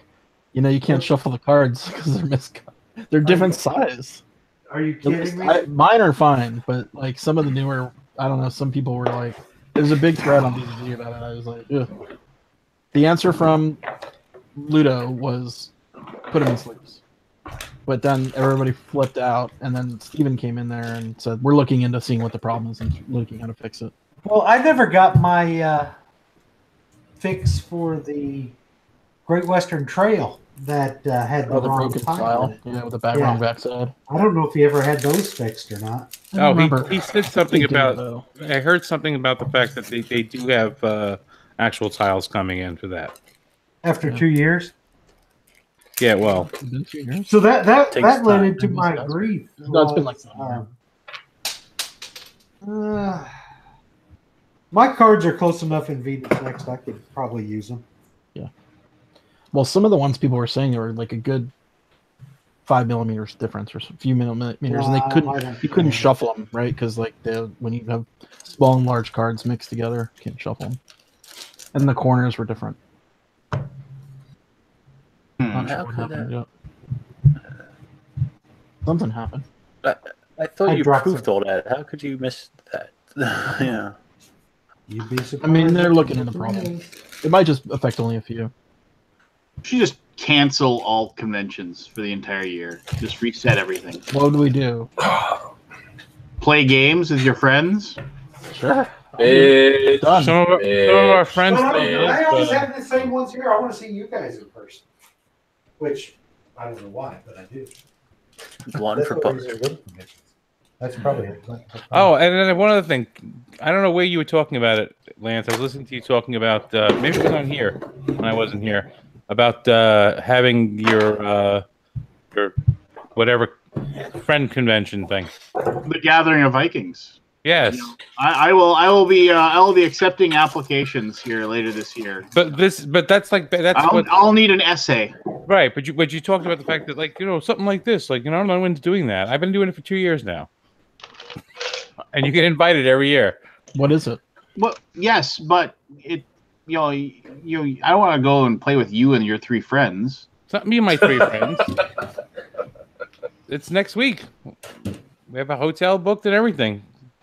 During a big Toy Fair? ballroom, and it's pretty much it's our own gathering of friends. Last year we invited people that we knew. This year they got to invite someone they knew to come along. I don't have Before you know it, you'll be kicking people out.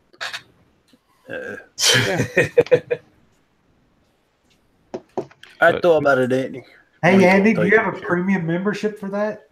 Yeah, do you have like a VIP thing that we can pay No extra VIP, for? and the thing that we do is it's one price. You come for all 6 days. You come for 2 days. You pay the same price. Awesome. Well, what if I want to pay less? If You're in a come for hotel 2 for days? 6 days? 6 days. Yep. What Well, if hotel? I can only make it for 2 days, I want to pay less. It's the Howard Johnsons at the end. It's the Crown Plaza. It's the Crown Plaza. It's the Hojo's. Super 8. Hojo's.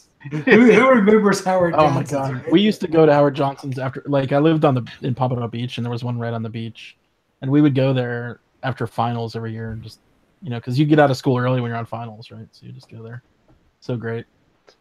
Yeah, Hojo's. up here they only had the Howard Johnson's restaurants. They didn't have the Howard Johnson's motor inns also. The Is it completely out? It's gone, right? Completely. Yeah, they're completely Howard gone. Johnson's, yeah. Not that long ago that they got rid of the restaurants. I remember the joke on Family Guy. He goes, you start heading south, where you stop seeing Howard Johnson's and start seeing Stuckies. I was about to say these Stuckies took over.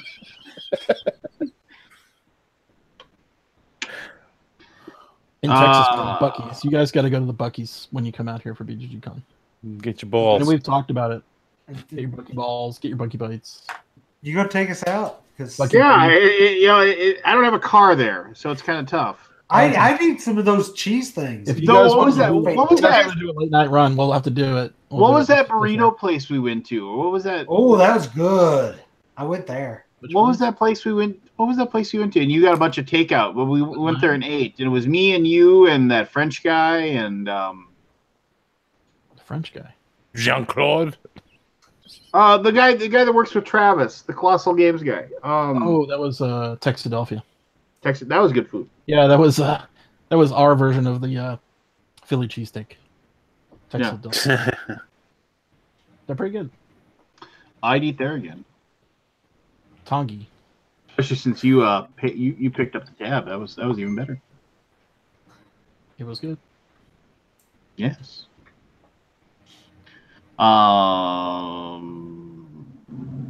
Yeah. So there's that then. But Buc-ee's is the place to go. I mean, Yeah, their beef jerky is awesome. Yeah.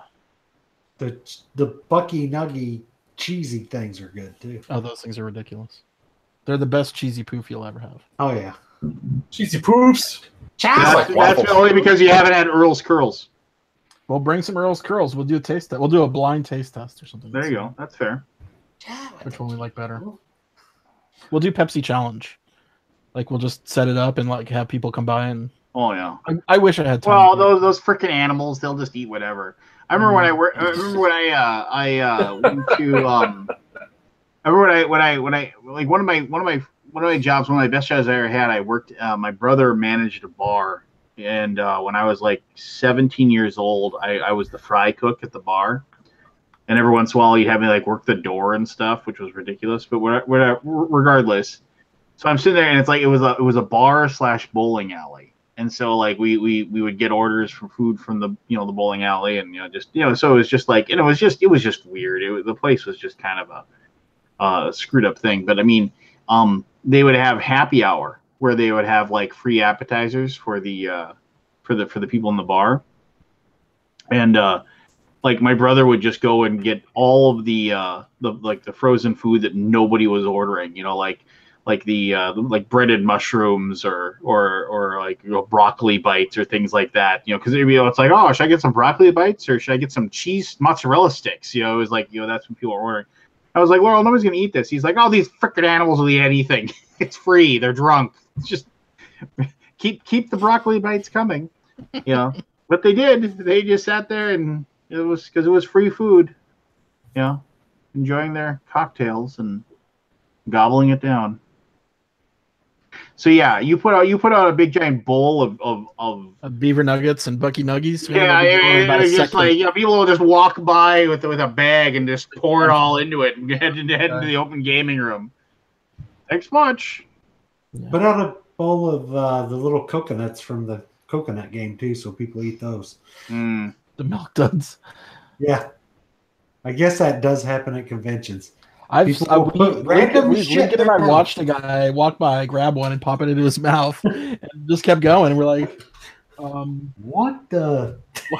He just grabbed it off the table and eat it. Yeah, I mean, good luck swallowing that. It might have been a raisinette. It might have been rabbit shit. I don't know. But let's just. I think my mouth was like, "Well, that's." People are special. All right, late night Bucky's run, and there's a Steak and Shake 5 minutes away if you guys want to get the real deal. I got a Steak and Shake in town here. I know. It's not a real deal. You want to wait an hour afterwards. Come down and stay and play games at my house. That's the plan. We'll go to my having a gathering of friends. Why do we want to go to your house? Because you could actually get a room there. What did you end up just doing, Keith? I didn't hear the final. I think I'm just going to commute. I think that's all I'm going to do. So crazy. What? It's free. Yeah. But it's an extra hour. I could pay $600, or I could drive an hour each day. Yeah. I'm staying with you, Baldy. You staying with me? That's it. Yeah. Let's all stay with If you guys want to sleep in the hot games room, man, it's fine by me. Yeah. We'll put those bunk cots in the hot put some bunk beds in there. We can just sleep in the hot games room. Right. Go and shower in the sink. I am in.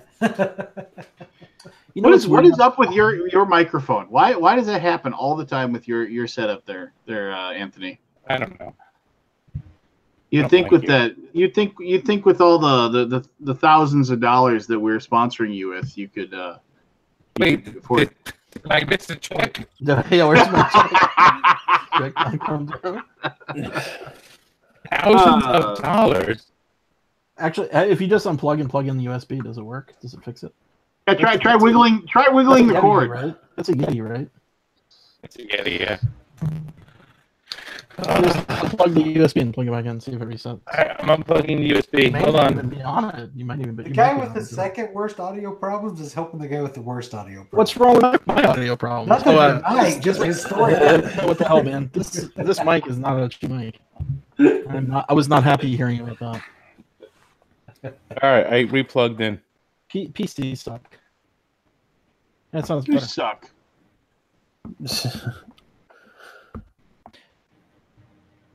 Had some about PCs. Actually, Aldi is kind of crackled. Like Now you guys are all cracked. Sell me. Everybody's crackled.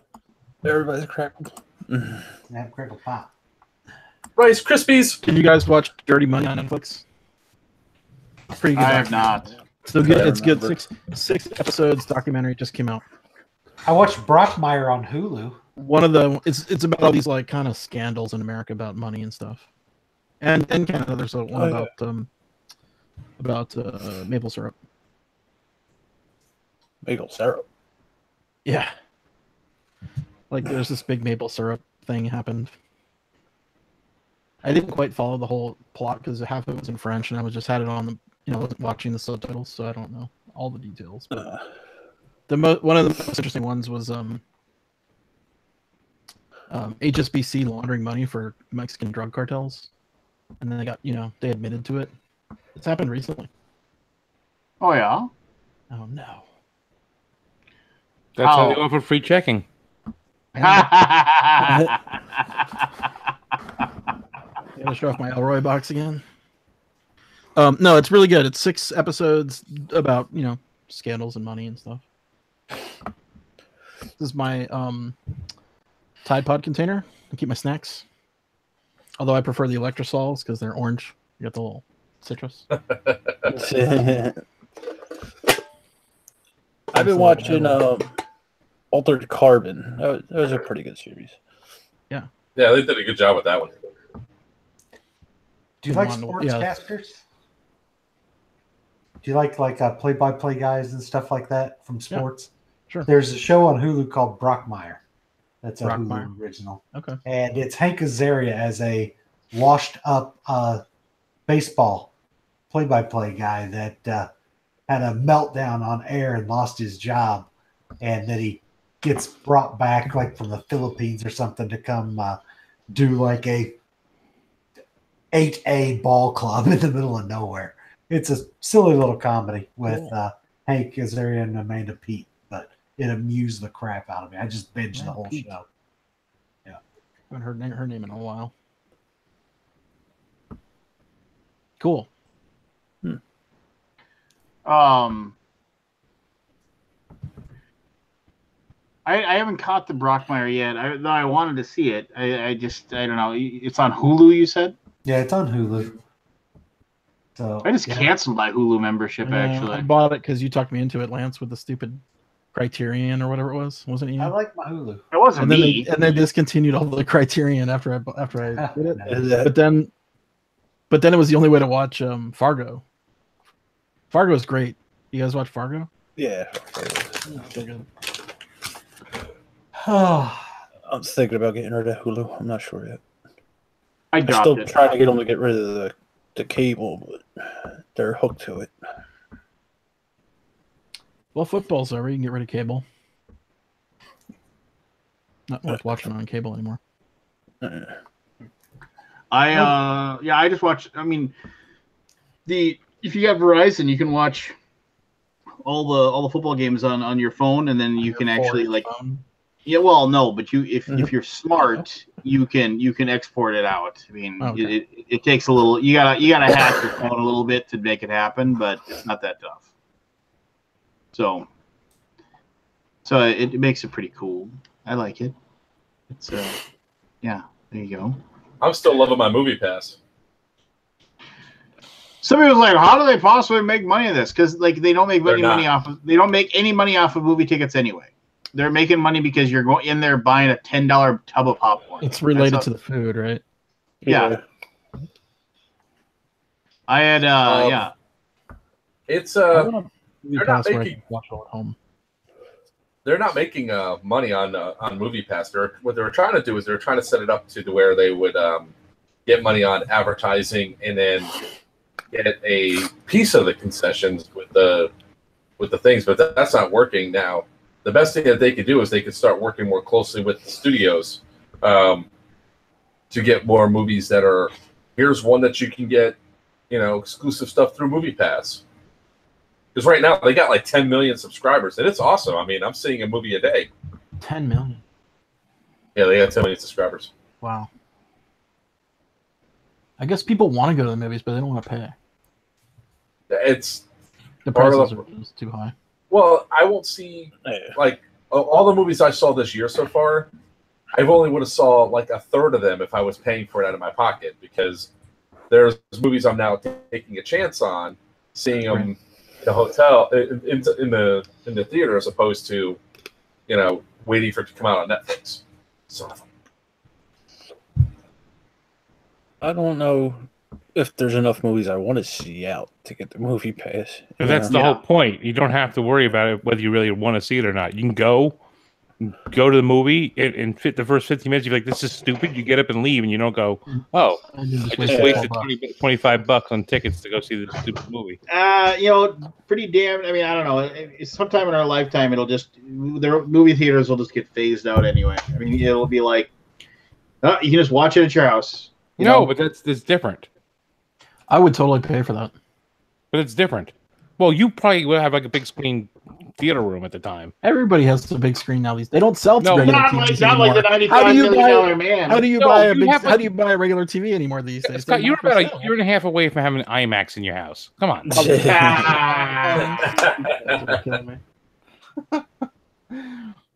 Supposedly, if you're really cheap now. Supposedly, if you're really rich, they already have it. Like they get the DVD.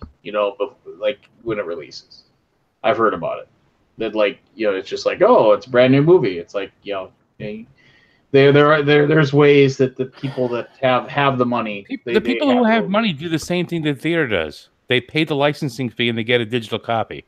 Yeah. Well, there you go. No, I But just want the cool thing about movie. I want the MoviePass- movies consumer level. The cool thing about MoviePass though is like there's so many movies that are like little hidden gems. There's still a lot of total crap out there, but like I saw that the 1517 to Paris, which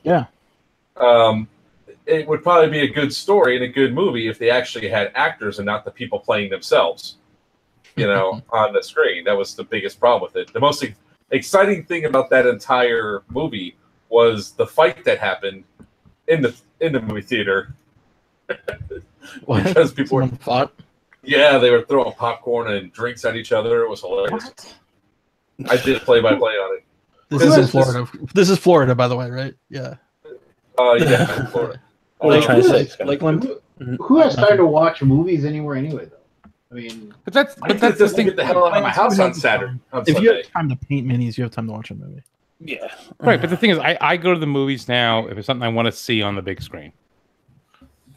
Yeah, Like if it's a movie, whether it's a great movie, big dramatic movie, Oscar nominated movie, unless it's got like something that has to be seen on a big screen, I don't bother going. And I think I was in the same way. Did I find a room? Sorry, guys. oh wait, how good was that? How good was that? How Star Wars should have ended that you posted? Pretty good. It was pretty good. Oh, I would have paid to see that movie again. I would have. That's an ending we did not think about. That was the worst how Star Wars should have ended thing I've ever seen. It's Really? not my. It's how Star Oh Wars. God! Just shut up. The book was better.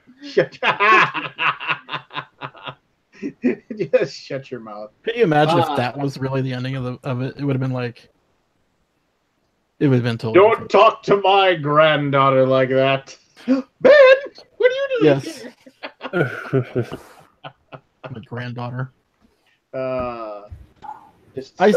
That's probably still coming.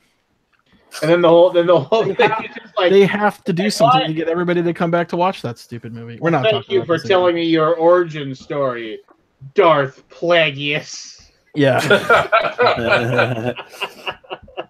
If everybody doesn't know what we're talking about, search for how Star Wars should have ended, or what was How it? The Last What was the Jedi title? should have ended. Last Yeah, Jedi should The have Last ended. Jedi It's a great. It's an animated video. And the thing is that they were saying the same thing. That I have an urgent message for Admiral Hux. Blow that ship up, please.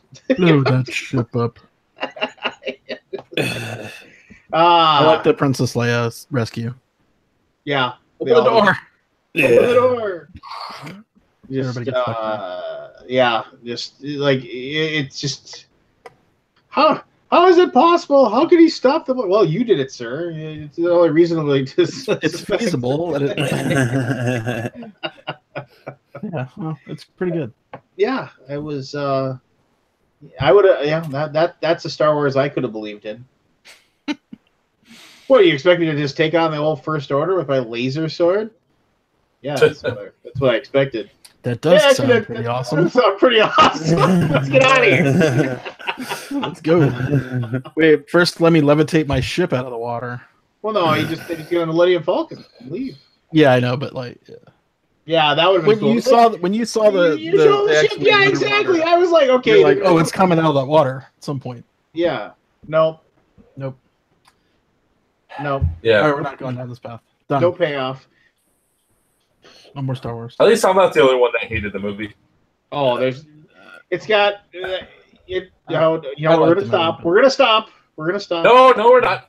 I haven't But- gotten started yet. No, but no. If you look at like it's critically like acclaimed and over half of the audience. If you go by Rotten Tomatoes, and I understand that Rotten Tomatoes isn't the end all be all, but I mean, you find me another thing that has an aggregate score, and I will do that. But I mean, it's over 50% didn't like it. As far as the audience goes. Now, Is that a bunch of trolls like saying, I'm going to go there and I'm going to tell everyone how bad it is? Well, maybe. Who knows? But it's, and whatever. It wasn't good. There you go. No, it wasn't. But going back to the... It wasn't good. It was great. You're entitled to your incredibly wrong opinion. Yeah. Well, I was at... go ahead. When I was at that 15-17 to Paris, I walked in and you can always tell when you're going to have a problem person sitting inside of the thing when they're talking through the previews loud enough for you to hear them at their normal talking voice. That's why I hate going to the theater. So in the spans of like the first 3 trailers, I heard that the one guy lives with his mom still, and she's complaining about him getting a job. He's 38 years old. And Hey, let him be a kid. Yeah. And kids. They're only kids for so long. I mean, come on. Both women with him were, that time of the month, and one had a raging yeast infection.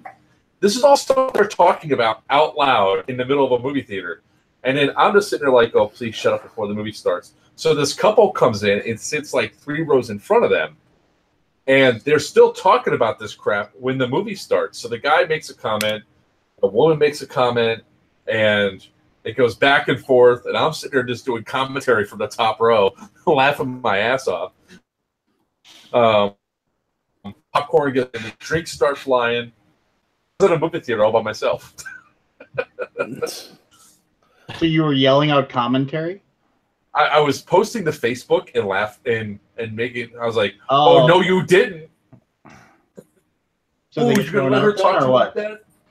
No, yeah, they got thrown out. Well, then you were able to enjoy the movie. No, I wasn't able to enjoy that movie. How many Last Jedis do you give it? I would say that The Last Jedi was better than this film by a long shot. There you go. Great movie. No, The Last Jedi was better than you. I remember.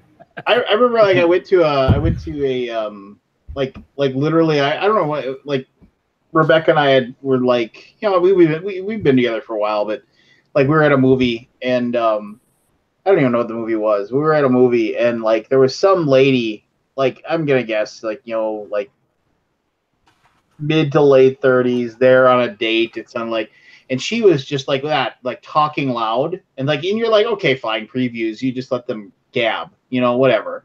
But I mean, it's just like you said, like not like normal, like whispering to the person next to you, just like loud discussion, that sort of thing. Like you have it at a noisy, like it's because the trailer is so loud, she can't hear herself, so she's talking louder than the trailer, which is like usually the clue that maybe you need to shut up, but.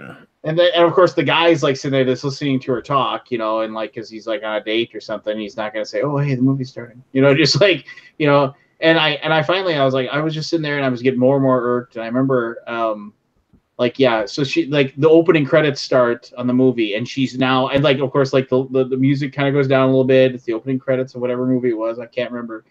And like, you're getting into the movie. And they're like, and she's still like, so yeah, I mean, totally. I mean, the restaurant that I went to was, and I got up and I walked like halfway down because she was that far away. I like walked halfway down and I said, you need to be quiet. The movie's starting. And she's like, oh, I'm so sorry. I was just like, you need to be quiet. And I remember, and I walked back and I sat down and I remember out of the corner of my eye, I could just see her, like, she did not watch a single, like more than a minute of that movie. Like because she was just staring at me. Like you can see the person when you can see the person staring at you out of the corner of your eye. Like she was just sitting there just glaring at me the entire time. And I was just like, but I remember like 3 or 4 people around her clapped when I told her that. I just don't understand why movies, like, why do you talk? I mean, you just shut your mouth. It's like you're not there. It's like you wouldn't. Yeah, I don't know. Just that shit just drives me crazy. I think it was 2 years ago when we were at Gen Con. I now have a thing that at the end of every show I go and see a movie. And but that year I got separated from everybody and I was in a bad mood. So I was like, screw it, I'm just going to go see a movie. So I went in there and there was like maybe 10, 15 people in the theater. And we were watching, what the hell was that crappy movie that I saw? Doesn't matter. Anyways, I walked out. This woman, this guy just kept yapping. So I walked down, got right behind him, and right when it got really quiet, they started talking. I just yelled really loud, "Shut the fuck up!" They jumped about 4 feet out of the air. Everybody else in the theater thought it was great, and I just moseyed back up to my seat and sat down. They didn't say. And then they shot the person that was sitting behind them. They beat the piss out of the 70-year-old man that thought was the one that yelled at them. And you just sat there enjoying your popcorn. I got really close to them too. It wasn't just that I sat there and waited for them to say something. I got like right behind their seats. So right when they went both together. No, I understand. I would have a slight problem with that if I was, because you yelling like that loud is almost like more of a distraction for me. Like I would be annoyed with you too if that happened, because it'd be like, because you can just walk over and like most people, people don't want to be like. Oh, they were shushed already. They were already shushed, and they were already asked to please be quiet, and then that was my. Yeah, fair enough. But I mean, most people. Like when you walk up, you will not like people don't want to be confronted about anything, and it's just like because people want to avoid that. I don't know. It's movies. It's such a non-sterile environment that it's tough, right? It's tough to like. I mean, a perfect movie theater experience for me is like when I go to the movie theater at 9 a.m. in the morning and there's nobody there. There's like 7 people. Yeah. And it's just like, this is nice. I don't have to worry about anybody. And it's usually when me and Jen go. Some of us have jobs. I have a job. And there's 9 a.m. movies and the weekends too. And nobody goes to them because nobody wants to get up that early. Yeah. I usually do it on a Tuesday or Monday or Tuesday after the movie comes out. If it's not one of the ones I really want to see, just so I don't have to deal with it. And it's like I still got to go see 50 Shades Freed because I let the internet pick my next movie. I forgot that movie was out. I was like, what's the worst that could possibly happen? They make me see Peter Rabbit. Oh no, 50 Shades Freed. Brad. Peter Rabbit recently got called. Had somebody. Because they make fun of the guy. Mr. McGregor has a allergic reaction, has to use an EpiPen, and they make fun of him for having an allergic reaction because like Peter Rabbit throws a blueberry in his mouth or something like that, and then he has an allergic reaction to it, and then like it's using the EpiPen is used for comedic effect, and so now it's coming under fire from people that like actually have allergies and saying that I can die if I accidentally eat shellfish. Using an EpiPen isn't funny. Oh, God damn. Did you go see the Paddington movie? My daughter did. I one of the best things about grandparents is that they'll take those things. And I know for a fact my grandfather, not my grandfather, their grandfather, my stepdad, looks at it as like, here's a nice hour-and-a-half nap with popcorn. With those recliners, he just goes there and he's like, all right, everybody get the drink, they got their popcorn. All right, I'm gonna eat some popcorn and I'm gonna just tip it back here and grandpa's out. And I love my mother, but she does not. I mean, she wakes up in the morning and she does not shut up. I mean, she talks the entire day until she closes her eyes. But this is like, I know that my stepdad just says, "Oh, sweet, blessed quiet." He sees the first commercial for a kids movie coming out. He's so excited. He's like, I so want to go see that. I so want to go see that. Why? And he sees it. He's like, "Oh crap! I don't get to take a nap till May." And the kids are just like, because it's the best ever, right? Because like he's got the big grandpa coat, so they go to like Walgreens and they get a bunch of candy, and he has all the candy in his big grandpa coat. And he gets there, and like my daughter usually gets nachos and a lemonade, and my son gets like big giant popcorn and a lemonade.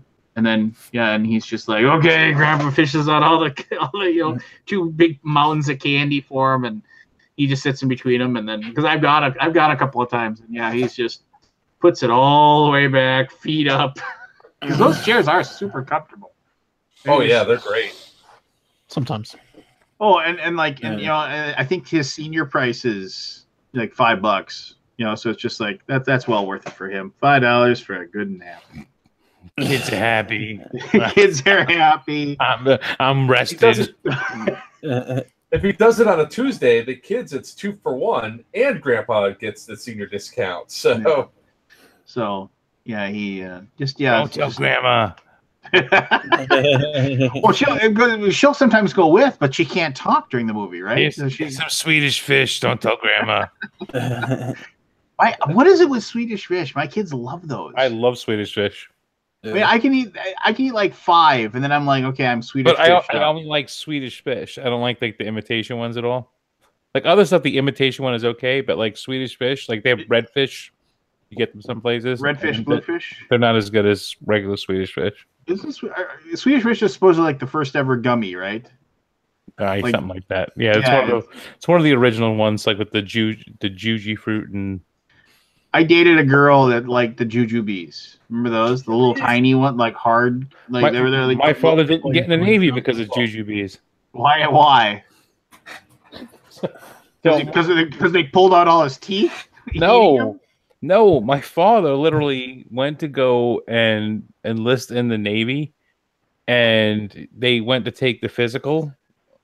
And he literally had to take a train to another train to a bus to something else. It took him like 5 hours on public transportation, and all he did was eat jujubes the entire time.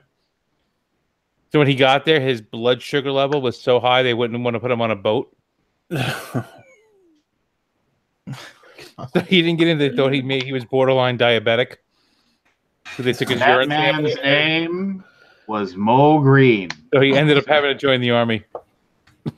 They don't care about it. No, because the thing was in the army you could have been diabetic because you weren't like out at sea. The whole thing was if something happens to you out at sea, you're there and that's it. You're screwed. Yeah. I said that because I just recently watched Godfather 2 again, and I know Anthony is with me on this. Godfather 2 is like, well, no, I don't. I think we disagreed on this. Godfather 2 is like one of the rare situations where the sequel is better than the first movie. I actually like the first movie better. Yeah, we disagree on this one. No, you shut the third one. I don't know whether there's a third movie. You're reading my mind. Third movie? Apparently, the new Paddington movie. One of the review lines I read was, "It's the Godfather 2 of Paddington movies." Like it's supposed to be so amazing, which is weird that you brought up Godfather 2. I'm not saying Godfather 2 is not a bad. Is not a good movie. It probably is a better movie, but I think I still prefer Godfather 1. Yeah, I don't know. I go back and forth. Like I said, and that man's name was Mo Green. You put a bullet in his eye. I didn't ask. I wasn't angry. I knew he was a hothead. Always yelling, or I forgot how he put it. I came back to vote in the election because they wouldn't give me an absentee ballot. Yeah, I think I like the second one better myself. There's some great stuff in the second one. Oh, just the when he finally gets revenge. Yeah. And tells him his real name or whatever. I like the book better than both of them. But... Hey, come closer, I can't hear you. Just gut stabs him. Oh, Corleone, you have the name of our town. Yeah, that's right. My name is Anthony Andolini. Kill my father. This is for you. He puts the knife in and he pulls it all the way across, really slow. Yeah. So De Niro only speaks 6 words of English in that film. He does? Yeah, it's only 6 words. Oh. My favorite scene. Did they just voice it over? My favorite scene in the whole movie is when they go get the rug. Yeah. Oh, and that's a good. I mean, because and then the cop comes to the door, and it's just like, and they frame it so perfectly. That scene is framed perfectly as far as like just like the guys. But De Niro the whole time's like, "This is your friend, right? He said we could have the rug. Yeah, don't worry." Hide.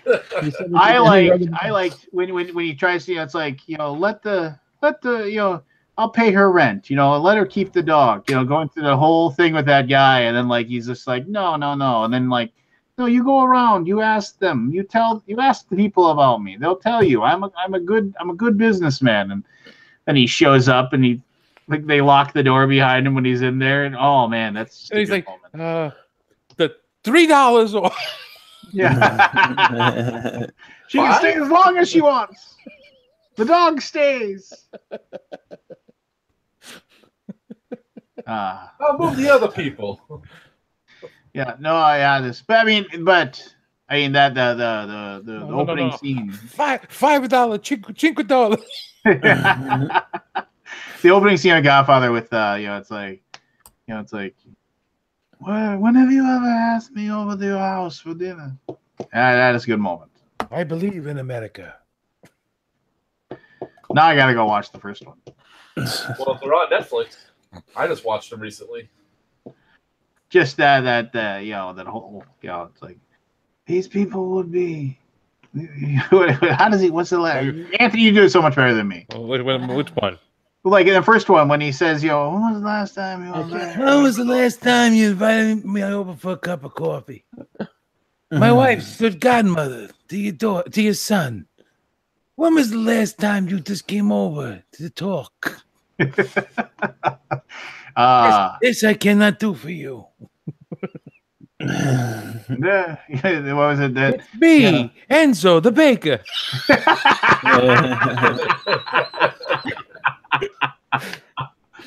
Your enemies will become my enemies. Who are you? Hey, who are you? It's me, Enzo, the baker. Yeah, put your hand in your pocket. Put your hand in your pocket. There's a man coming to kill my father. I stay. I help you, father. He has him stand there and put his hand in his pocket. And pulls his collar up. Yep. Leave the gun. Take the cannoli. There you go. And they do it. And something I never noticed until like about the 10th time I watched it. You can see the Statue of Liberty in the background. So the best killing in the whole movie it's Carlo from that one, and the best line in the whole movie.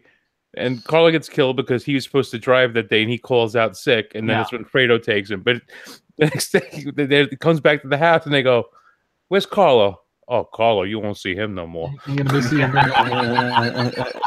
won't be seeing much of him anymore. No more. You won't see him no more. Yeah. Well, that's the whole thing too. And he comes in, he's like, "You doing okay?" Yeah. It's like, I want that fucker dead. Hey, what? Don't back. Watch out when you back up. Don't run away the kids. Yeah. Michael, why don't you tell that nice girl you like her? I love you with all of my heart. If I don't see you soon, I'm gonna die. Clemenza. Loyal to the end. Good stuff. Yeah, I couldn't watch. 3 was painful to watch. Yeah, that's what nepotism gets you. I'm not aware of a 3. Did this just recently come out? Yeah, which one was that? Sasu. So I think I watched it at the theater when it came out, and I walked out of there thinking, that's pretty good. And then I watched it 20 years later, and it's like, what the hell did they? Why? Just some of the stupid things they let him get away with in that movie. The overacting. Just think of the Godfather 3 you could have had with Stallone and Travolta in it. I'd take anything over that movie. Yeah. I was thinking about this other gangster movies that were good. Like, I really like A Bronx Tale. I mean, like people always say Goodfellas and Casino, and I guess yes, they're good movies. Once Upon a Time in America. That is a good movie. That is a very good movie. But no, A Bronx Tale I thought was really good. I really enjoyed that. De Niro playing the dad, and he's Chaz Palminteri. And Chaz Palminteri, playing the. And then, like, isn't that's the one where spoiler alert, spoiler. When they like he doesn't. He doesn't yell out when he sees the guy coming behind him or something like that to save look, Chaz. Everyone was laughing, having a good time, except for one face. He wasn't smiling. Yeah. Yeah, well, one of like the best scenes I thought was in Casino is when they go and spoiler alert, kill Joe Pesci's character. He's doing a monologue, and next thing you know, he goes, "Yeah," and then we just go out there like, he's getting his shit kicked in. My favorite scene in the whole thing is when they're in the meat store, and Scorsese's mother steals the movie, every single movie she was in. Yeah. But like the guy's sitting there, he's like, and then this fucking guy comes down. She's like, "Hey, language, language." Yeah, that was a good moment. What was it? David Spade, Hollywood Minute, Casino, It. I liked it better when I saw it the first time. Was Goodfellas. That was weird. You gonna see The Irishman when it comes out? Yeah, I'll probably go see that. You just made me think of Miller's Crossing is a really good mob movie by the Coen brothers about the Irish mob. Gabriel Byrne is amazing in that movie. I mean, John Polito is really good in that movie. Albert Finney is really good in that movie. From top to bottom. I mean, they if you haven't watched Miller's Crossing, John Turturro, fantastic in that movie. Go watch. It has some of the best dialogue ever. And I remember I saw, the only reason I would never have thought to go watch Miller's Crossing, except for the fact that remember when you'd you remember renting videos, and then I remember for whatever reason I saw a trailer for it, because they'd always put the trailers at the beginning of the videotapes that you got, and the girl that I was dating at the time, she was like, I like watching these, and I was like, all right, fine. So we would watch the trailers. Usually you fast forward by them, but there was a Miller, and then it just really struck me as something that looked really cool. And then I went out and I rented it, and it was really, really cool. So, and none of you are saying anything, which means none of you have seen Miller's Crossing. I've seen it, but it was so long ago I can barely remember them. Oh, I haven't. Go find it on streaming somewhere or whatever. Miller's Crossing is a ridiculously good mob movie. The Departed was awesome. Departed was good, but it was just, man, it was very long. Yeah. I don't know. And plus it was just kind of, I don't know. It felt flat in a few places for me. And you guys see American Gangster? With Denzel? Denzel, yep. Yeah. Pretty good. Oh, Jack Nicholson is coming out of retirement. To do what? Great. A movie called Tony Erdmann. Sounds amazing. It's a remake of a German film about a dad who creates an alter ego for himself in an effort to connect with his polar opposite daughter. That doesn't sound good at all. It's yeah, well, I'd have to agree with that because it's him and Christian Wiig. Oh. Why? Eastern Promises was a good one. What was? Eastern Promises. Do you remember that? Awesome. With what's his face? Strider. Yeah. Yeah, I can't think of the actor's name. Mortensen or whatever. Viggo Mortensen. Morton. How do you say? Where he has that fight in the bathhouse completely naked, beating the hell out of those guys. Yeah, that was hot. Yeah, it was. All that sweatiness going on. Yeah, I mean, I don't know. It was good stuff. Hey, if you haven't backed Gentis, we're getting towards the last 2 days. So if you haven't backed it, go back it, and if you have backed it, back it again. There. If you haven't backed Loot and Shoot, we can use some help there too. Yeah, go back Loot and Shoot. It's fun. Who doesn't want to shoot somebody in the eye with a rubber band gun? Is fun. That's right. If anyone wants to buy some Girl Scout cookies, I'm taking orders. Down. My daughter's not in Girl Scouts, but I'm just taking orders. We just got done with our sales for the. We only did 1 week worth of cookie sales, and we got done. And we're like, we hit our goal. We're out. How about So you Michelle seen it? bought some of the new ones this year. Have you guys tried the s'mores? Yeah, No. they were here They're last year. Nah, Oh, are they? Okay. Yeah, I don't like And- the marshmallows. ones that suck the worst are the They're just Toffee-tastic. Toffee-tastic. That's like eating a brick of sawdust with little tiny He's not wrong. break your teeth. Yeah, is they're not all, wrong. it's like the worst. What And they're happened? $5 a box for like 1 row of shitty cookies. It's for the I mean, kids. it's like they're the worst cookies I've ever tasted. Is they're gluten free? Oh, is that why? Yeah, they're Oh, gluten I free. did not know that. Okay. Yeah, they're. I feel bad for gluten-free. What was it? What was it?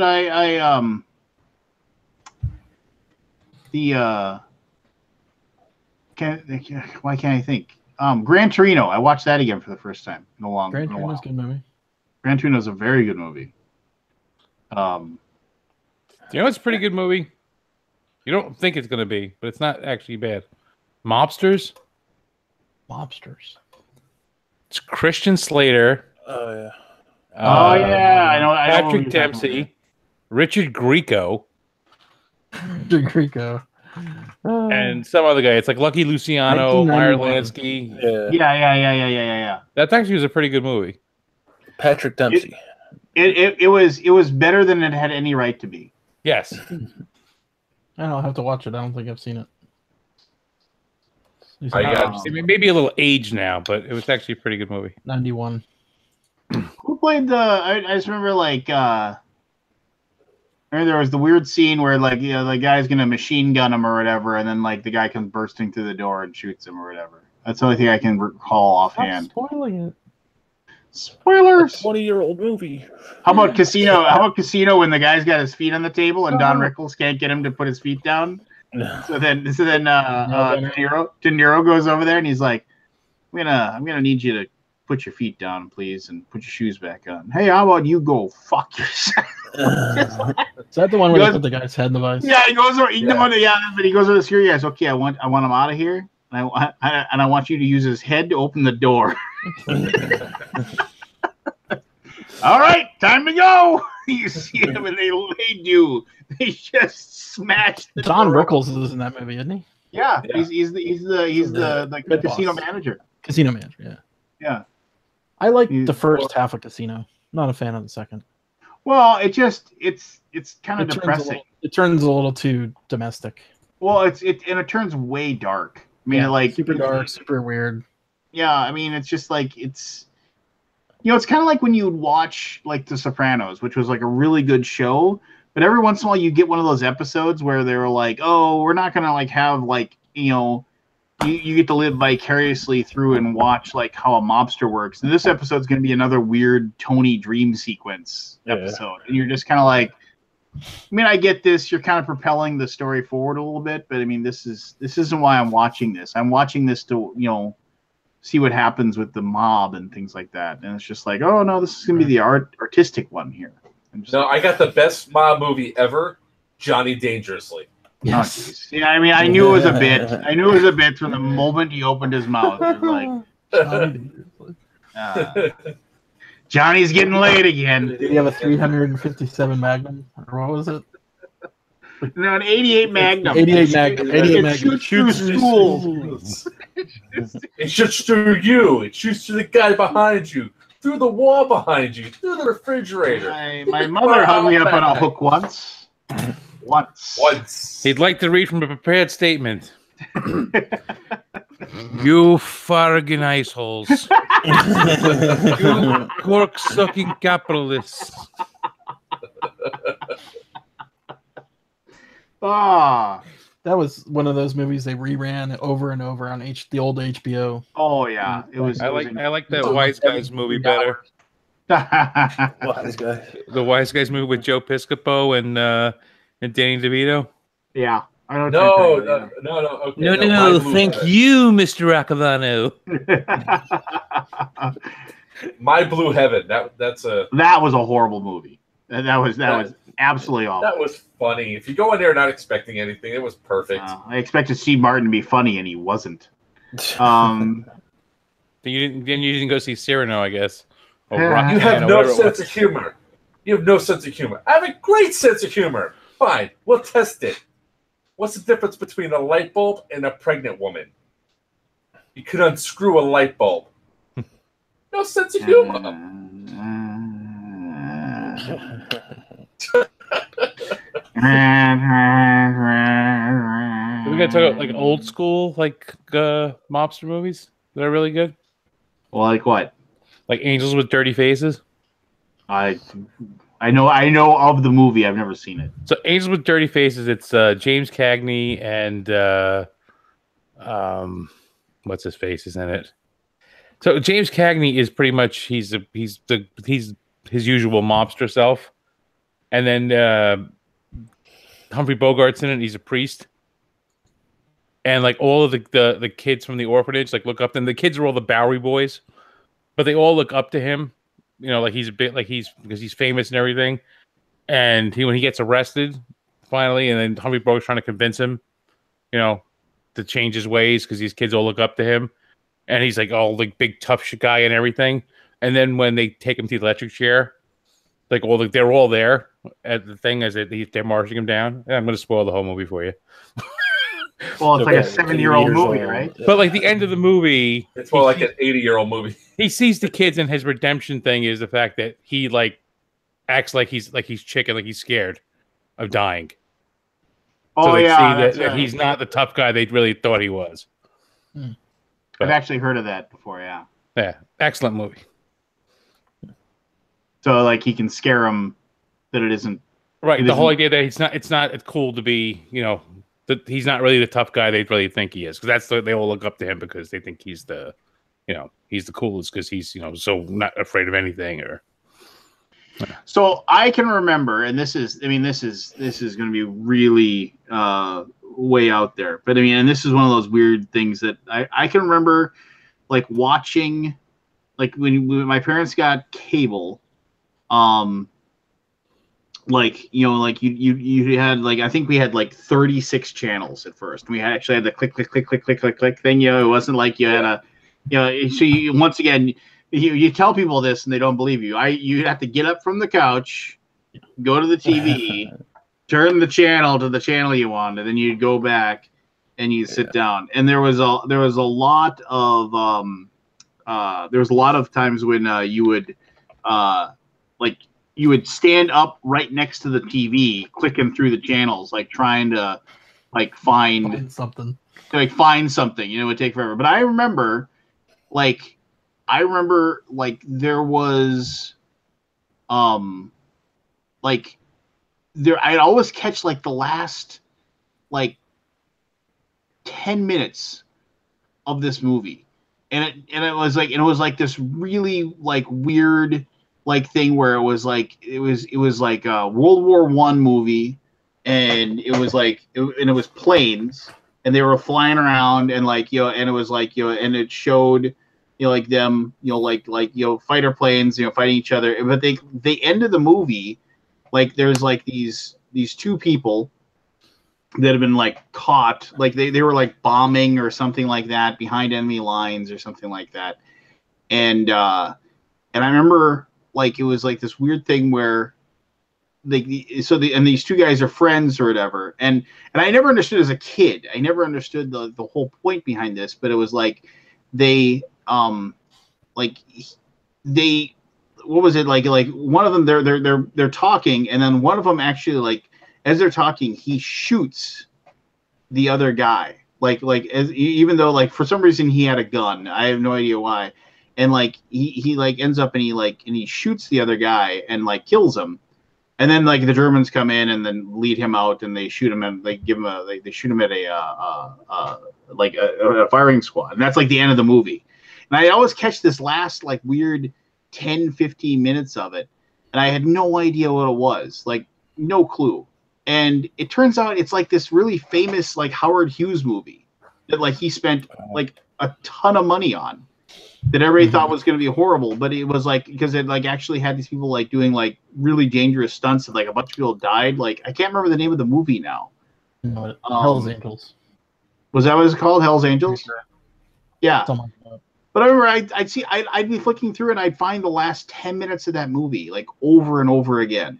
And it was just like for whatever reason it was just on. But I remember like and then so like I don't know how it was. I was like reading about Howard Hughes, like for whatever reason, like somehow I ended up like diving, doing some dive on the internet and like, oh, okay, reading about this thing, and just like and I ended up like reading about it, and then I was like, and I'm reading like the plot of it, and I'm like, what the movie? I was like, wait a minute, that's the movie that I watched like 1,000 times, just like, and I was so excited that I actually knew, and then, but yeah, there you go. It's like, I don't know. In the Wikipedia, that is what you just described is the final scene of the movie.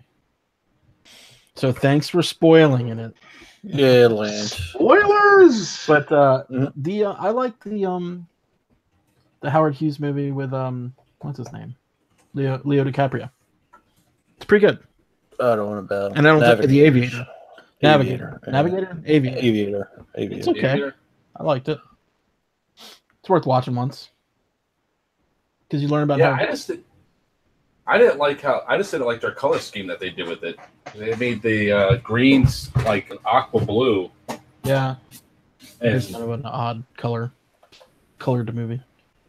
yeah, I liked it too, even though it didn't do like the last section of his life. They like glossed over it. Yeah. What are you doing out of bed? Go to bed. I'm talking on the Anthony, internet. I have a quick question for you, Anthony. Yeah, what? If I fill out my backer kit for the ultimate table of grading in gaming or whatever it is, how long do I have to gonna be waiting for it to come? I haven't filled out my backer kit for it yet. Well, the first shipment's on the boat over here. Oh, okay, so probably not too much longer. Too long. So they had them load the boat before Chinese New Year with whatever was done right at that point. How many tables did they end up selling? Do you know? They sold a bunch because they did a pre-order after, and they did an Indiegogo. They sold a good number. I mean, but they pretty much said, okay, you know what, we're gonna get set down for Chinese New Year. Whatever you have done of the stuff, just pack it and send it before the thing. So there's a boat that should be arriving in the next week or so. Okay. And they'll start shipping it out. Yeah, so you can just go on. You'll get it in the next shipment, which is going to be right after Chinese New Year. Yeah. Yeah, Chinese New Year is. Yeah, Chinese New Year is now. It's going on right now. So everything will pick up then after that, and they'll ship everything else out from that point. Yeah, we have a lot of projects working. They just disappear. No, they just don't. They just shut down. Yeah, no, the whole country shuts down. Kind of wacky. Wacky. I don't know. Things are winding down. It's almost midnight. I suppose we should yeah, I gotta get some shut her down. Well, thanks for coming to this rare Tuesday episode. Chris Peach apparently he said, "Oh, I want to be on the show," and I was like, "Okay, here's the link." And he said, "I gotta get my boy to sleep, and I'll be right on." And then he never showed it. So he's dead to me. It's all your fault, Lance. All your fault. It usually is. I got one other thing. So I want to ask this. I was just thinking about this. Smaller piece. So, so here's a weird question. Did you guys ever have there was this weird thing where oh yeah, we should talk about the end of Mayfair. But anyway, so here's a weird thing. So did any of you guys have like the public access channel on cable, right? You know, like the whole thing is that you could just show up and have your little tape of stupidity and they put it on. You know, like that was the idea that you could get your little show on. But for whatever reason, like my cable company actually had this thing where like you could call this number and you could request like, and the shows were crap, right? But you could call them up and you could request to see like a specific show, and they're usually like documentaries and things like that, you know. And like you'd call them up and you'd say, "Oh, I want to see like this one is like the world of undersea photography." Like, and I was like, "Oh, it's a cool documentary," and it like shows these people like taking all these pictures and what have you. And like, and you know, then they say, "Okay, well, we have like 2 hours of other programming, you know, that other people have requested, and then but yours will be on at this time." And like you'd sit there and okay, and you'd set your alarm and like or whatever, and like you'd come back to the TV at like 5 o'clock and you'd watch your show that you requested. Did anybody else have that, or am I just crazy? No, we had that here. No one ever did it, but they had it. Well, we also here had like 4 or 5 public access channels. Just because, you know, we had cable and they had like 100 channels on cable, but there were only like 50 actual cable outlets at the time. But they had like 5. I told you, my friends did public access show every week for like 6 or 7 years. But they had a public access show. But it was like, you know, you have to have your thing done. You drop your tape off at the local, you know, cable thing, and then they put it on. And if you were regular, they gave you a regular time slot. It wasn't like, oh, yeah, okay, tune in on Saturday at some point, and this show will be on. You know, if you did it, then it started becoming like, you know, almost like mini local radio station type thing. Yeah. But like a lot of times it was nothing, and then they did have things where it's like, you know, if you want to see something, you know, go and, you know, they had websites, but you know, getting on websites back then was a whole different thing. And they'd have stuff that you can just tell them, oh, yeah, I want to do this. They'd have people who do like the one shot public access show also. Like, hey, I want to do this thing for one. We had once, for a while, they used to do local bands. Okay. Could go like they had it was like Friday afternoon and Saturday afternoon, and you pretty much booked a slot and you would go and play for an hour live. Well, quote unquote live. You were like, it's like a 15-minute delay, so they'd record and basically record and just keep swapping the tape out and running it. and it was like bands who were like playing like in the area that night. So if you wanted to go see the band, it's like, you know, hey, come check out, you know, the band that's playing at the local bar tonight. I remember we had dial-up video, something like that, where you could get a video played, like a music video played. Music video? I can't remember. I've drawn a blank on it. Is it something jukebox? Maybe. Video jukebox?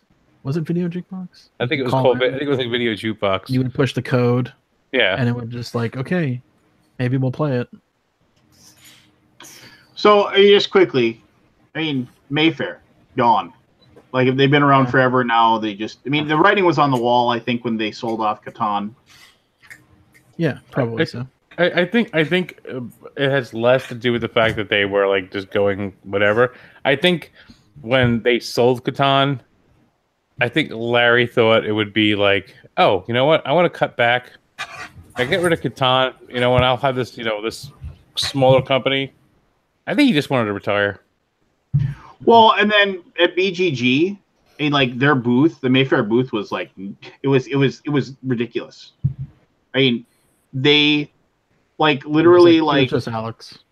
Yeah, and they had like 20 copies of Nosfjord that they sold out of in like a half an hour, and they were demoing a couple other things, and then they had a like a silent auction for a copy of Pillars of the Earth with expansion.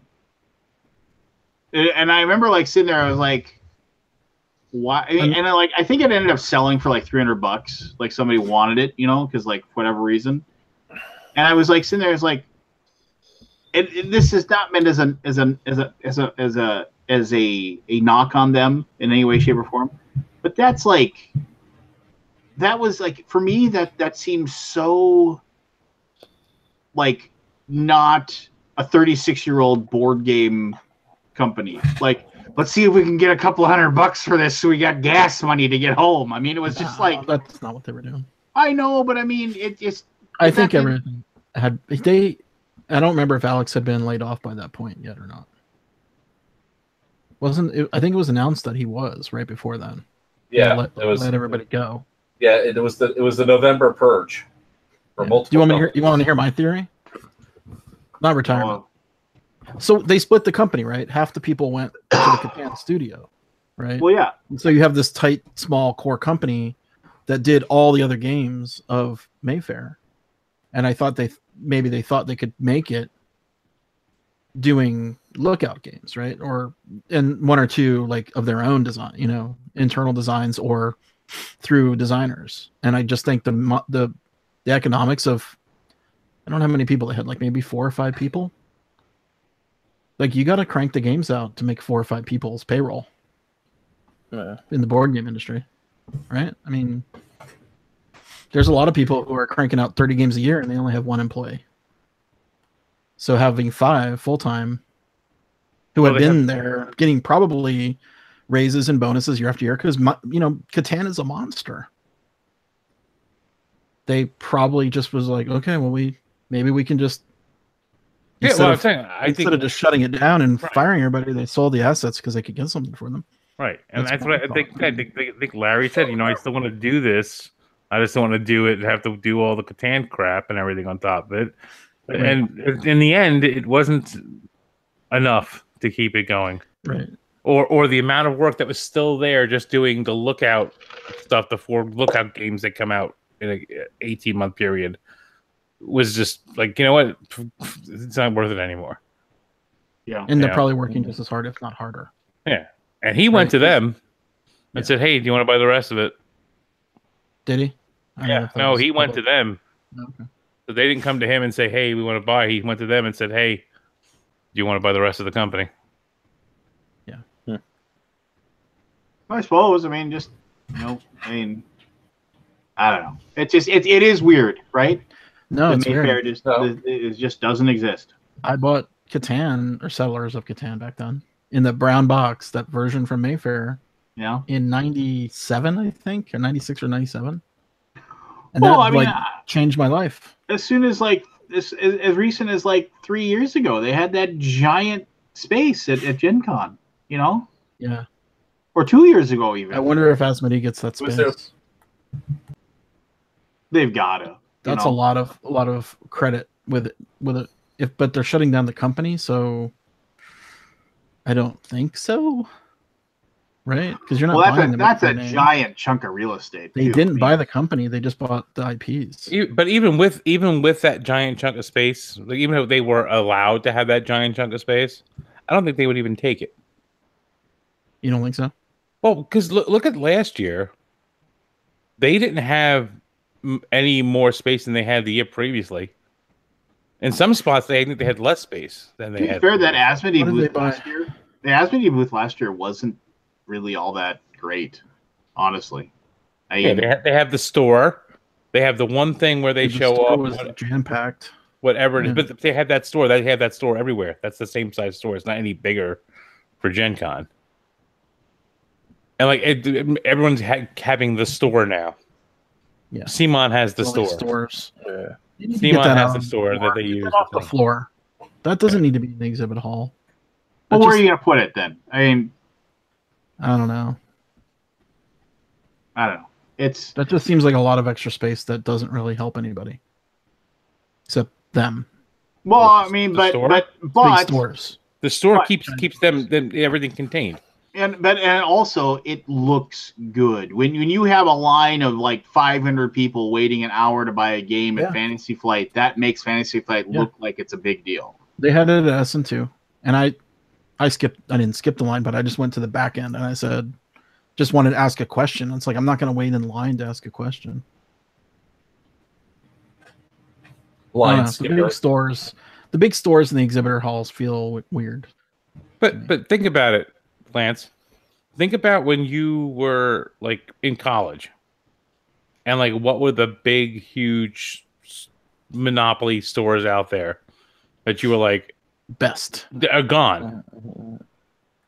That you said merchandise. Yeah, there's Crazy Eddie and the Wiz. They were going to be around forever. You know, and the thing is funny, Steve, you go watch The old Wiz. movies and how, like, you know, Gimbals was huge. And I don't most people don't know what Gimbals is, unless they watch Miracle on 34th Street. But it's like those things that you sit there and go, "Ah, this is never going away." No, it's going to go away. Toys R Us is going away. Saks Fifth Avenue.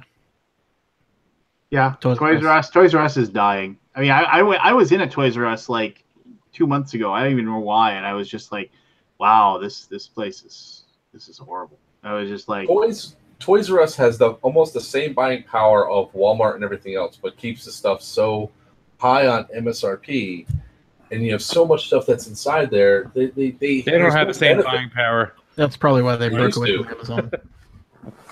They But, used like, to. They broke away from Amazon. It's never been the same. Do you guys old ones remember Caldors? Never heard of it. So Caldors was the Walmart and Target of its day. And that used to be the place that you went to buy discounted stuff. So Caldors was kind of like Kmart. The Kmart's gone. If you have a Kmart near you, it'll probably be gone in the next year or so. "Oh, well, that was like, remember when Sears bought Kmart? It was like, hey, let's take two shitty companies and put them together." Yep. All right, But like, all of those places are going to go. Yeah, Sears are dying, and Kmart's dying. We have one Kmart left in town, and I can't remember the last time I was. What was there. No, your I point, do remember. Anthony? I went there because I knew they'd have car antifreeze, and I needed some, and it was close by. What was But your they- point, Anthony, though, with all the big store shit? No, I'm saying because we're sitting there going, like, we never thought they'd ever go away and how they were huge and everything. But Oh, like places, these other places were huge. Yeah. And, you know, at some point, it some point. stops. Well, and also selling your biggest product, which I assume everybody was paid handsomely for. Right. Yeah, but the other thing, Owners, the thing is, too, what game companies are out there, with the exception of, you know, the Hasbros out there in the world, that are not still run by the people who started them? Eagle Griffin Games. They sold the whole company, though. No, that was started by Glenn Drover. Right, but they sold the whole company. Yeah, never mind. I was just saying. They just kept. So the you're name asking for going. game companies that are still Like run by I'm their saying, owners? like. But what level? At what level, though? Like how high? But I'm I just mean, saying, like, who's strongholds? going to stick around? Unless you're giving it off to your kids and they're going to take it over. This is not the kind of industry where, you know, it just becomes, it becomes bigger and bigger and we sell it off and it's worth more and we have a And we board of directors and IPO. all that stuff. Yeah, we IPO. Yeah, I think I heard. No, believe me, I've been thinking about this stuff myself. I heard through the grapevine once, like, how God, I can't even talk. I heard once that, like, basically, like, the guy who owns Queen, like, Travis. Rajiv.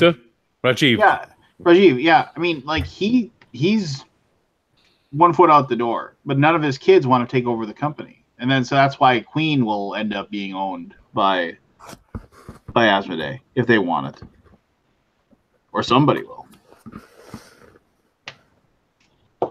I don't know. I didn't get the sense that his kids didn't want to run it. That's what I heard anyway. I mean, maybe what do I know? Yeah, I I mean- mean it's a family-owned business, right? So I mean, let's be honest. If Asmodee comes up with a world bill full of money and says, we want to buy your company, how many people are really going to say no? Well, I'm waiting for the day they offer to buy BGG from Scott. no, I had a very sobering conversation with my dad the other day. He's like, "Well, what do you want with your life?" I mean, and this is the point in time where I have to start thinking about that. I'm almost 50, right?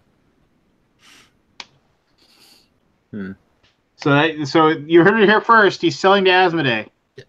Shut up! I did not say that. That's what he said. That's what he's alluding to. Connect the dots, everybody. Don't be surprised when it happens 2 years from now, and Asmodee controls all the media. We just renamed it. Stop putting words in my mouth, Lance. See, he's not denying it. He's just saying, See, but this Yeah, like this- what do I do with BGG in 30 years? What happens? I mean, who knows? I mean, if it's so lucky to go that long. what if we're still working in Intertech 20 years from now? But I I would think- dream of that kind of job security. Yeah, no, I've lost my train of thought. No, yeah, okay. Like so you said, yeah. How many companies gonna take it over? beyond the owners? Yeah. Who's going to take it over? And that's the whole thing. Like, you know, it's you do. There was a restaurant here, really popular restaurant, open for years and years and years, and the lady who owns it is retiring, and she's closing the restaurant down because the one daughter who ran the restaurant with her doesn't want to do it by herself, and her other kids, she doesn't trust them to do it. So she's like, you know what? And she doesn't want to sell because she's had people offer to buy it from her, but everyone wants to buy it with the name, and she's like, no, you can't have the name. You want to buy the building, you want to buy the thing, that's fine. You can't have the name. And that's the whole thing. She's doing it because she's got nobody to give it to. She's got no legacy. Is that what happened to Katz's Deli, too? That's what happened with Katz's Deli. They had no one to take it over, and people offered to buy it and call it Katz's Deli, and not Katz's, Carnegie Deli. Carnegie. Yeah. Because we've had places here that like everyone knew. There's a bakery called Sal and Don's, which pretty much when I was growing up, every Italian kid got their communion cake from that place, their confirmation cake, wherever you got married. This was like the place for the Italian bakery. It was the place you went. Oh, we gotta go to Sal and Don's. And the guy was old, had no children in the business with him. Sold it with the name. Got good money because he sold it with the name. New people took over, and it's like, if you didn't know he sold it, you're like, oh, Sal and Don's. You go in there, it's like, this isn't that good. The Sal and Don's, I remember. This isn't that good. It's just the same name. It's a whole different recipe and everything. So it's like, well, they didn't buy the Mayfair name, right? That goes away. But yeah, that's what you're saying. They didn't buy the Mayfair name. They didn't get Mayfair. No, the Mayfair is shutting down. Mayfair is going away. Lookout is staying. The Lookout Mayfair is going away. Yes, are being bought by. No more pins. No more free coffee in the morning at Gen Con. No more. For sure. I mean, if it wasn't for sellers by Mayfair, I would not be where I am right now. Well, then you should have bailed them out. Way to go. There was no need for a bailout. I didn't know anything about this. Like what? Well, they didn't even shop it to anyone else. Shop it. You let it happen. You owe everything to them. All Scott's fault. Scott, you should go by Rio Grande. Yeah. Before they get their mitts. What's going to happen with Rio Grande games? You know, he's supposedly going to shut down for how long? But he's been talking about it for like the past 6 years. Yeah. As long as that Dominion money keeps coming in, he ain't going anywhere. As long as we keep buying the Dominion, he's going to keep making it. Yep. That'll be a nice chunk of change for him when he sells it. I think it's a valuable property, that Dominion. But the thing is that, I mean, Jay's how old now? Yeah, I have no idea. I don't know. I'm guessing 50s, maybe early 60s. I mean, he's probably in his early 60s. He's probably 60, 61. Okay, so early 60s. At this point, I mean, and I don't know anything about anything. So, I mean, but if I was in my early 60s and I had Dominion and, like, that if you went to Asmodee and said, buy my company, and that they would come to you with an offer that was respectable. I mean, wouldn't you just say, I'm going to enjoy the last 20 years of my life without worrying about whether or not these frickin' cards are balanced, without worrying about whether or not, Panda has a Chinese New Year, without, that's like the point, right? I mean, it's just like, enjoy that sojourn and spend time with your family and go on trips. I mean, I can't think of a reason. I mean, if I was Aldi and I was worth $96 million, and I'd have already sold to Asmodee when they offered him all that money last year. Jay was one of the early founders of Mayfair. I remember hearing about that. Yeah, he was the third owner, I think. Notice how he didn't deny it. He brought settlers into U.S. He's just skirting the subject. No denial. Just pretending it does. He's already said if someone offered him half of that, he'd take it and run. Well, he's just waiting for them to up their offer. Then, obviously. Again, no denial, no denial. He's just sitting there. What would I do, Lance, if I didn't have Board Game Geek to worry about every day? What would I do? Yeah. You must not be. Your offer must be contingent upon you being still the face of the company. I can't. I've already told myself I cannot be a non-owner of a company anymore. Like it's not in my nature. Well, then you should. If I buy the company, I'll keep you on, Scott. and you I don't even consider you an employee. You'll just be like that Scott guy who shows up. You should just publish. Matthew, I hate zombies too, and you can still be in charge of that. I'm pretty proud of I hate zombies. Matthew's the first one that gets fired, though. Who is Matt? Matthew is the first one that gets fired. Why? Not permanently. I'll just fire him for like a couple of days. So he learns his lesson, and then I'll let him come back. 24-hour cooldown. Oh my gosh, Matthew's so good at that stuff. All right, I'm shutting down this break room. There's no more to talk about in here.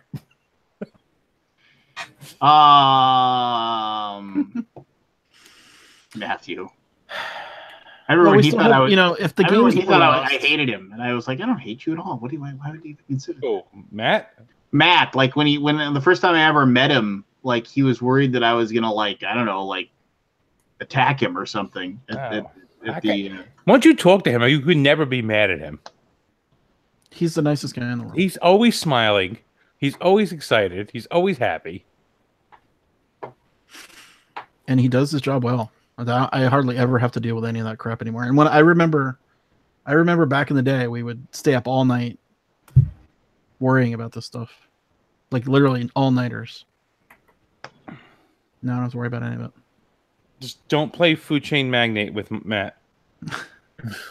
He will wipe the floor with you and laugh about it the entire time. Sounds like a blast. All right, I'm shutting her down. We did our due diligence. We talked about Mayfair. We offered up our whatevers. Enjoy your retirement, Larry. I mean, do you guys have any stories about it? Back in the day? I really don't know. I mean, it's You kind of came in after Mayfair was like a little irrelevant into the gaming world.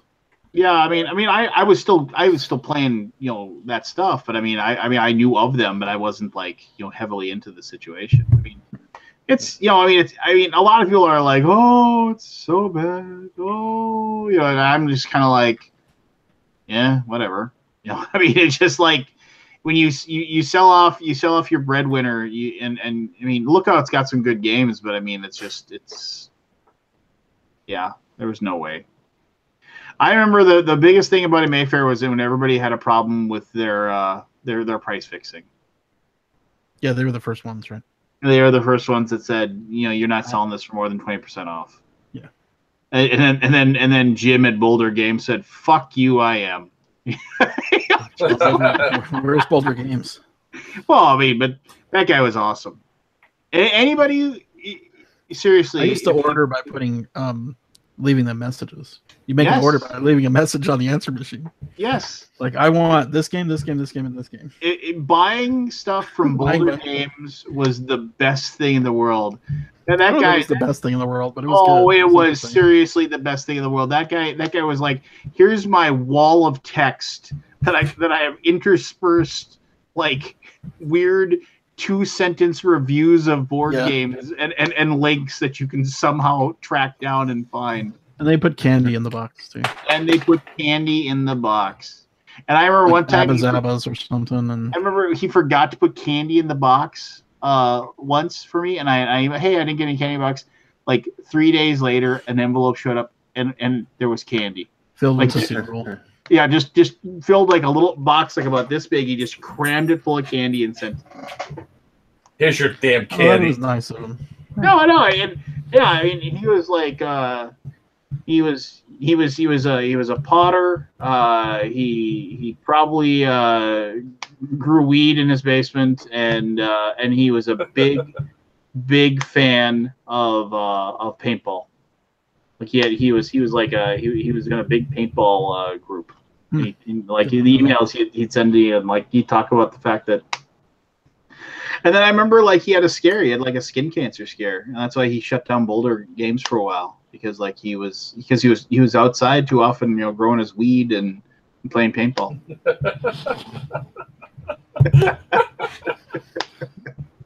Wherever Jim from Boulder Games is, man, that guy was awesome. He's tan and stoned. Yeah, you know, I hope he is just like I hope he never sold it, right? He never sold it. Oh no, he just shut her down, and then he was like, and then for the longest time, for the last month or two that it was open, he was basically like pouring through all of his own personal board games that he wanted to get rid of, and all the stuff that like basically digging through his warehouse and finding like all of these like classic, like old school, like I mean, like he had copies of Divine Right when nobody had copies of Divine Right left over. Which Divine Right isn't a very good game. It's but it was a grail. It was a grail. Yeah. And like he was finding like multiple copies of Divine Right just hidden in you know who knows where kind of thing, you know, and just you know, so he I'm in Mayfair. Yeah. And yeah, he was the guy that like and I remember he had an entire page like of his manifesto against Mayfair. Like what they did. I don't remember that. It was great. You know, it's like, here's what I think of Mayfair's price fixing, and like it was like you clicked on the link, it was like an entire like rambling page of like anti-capitalism, and I wonder if it's on Wayback Machine. I don't know, maybe.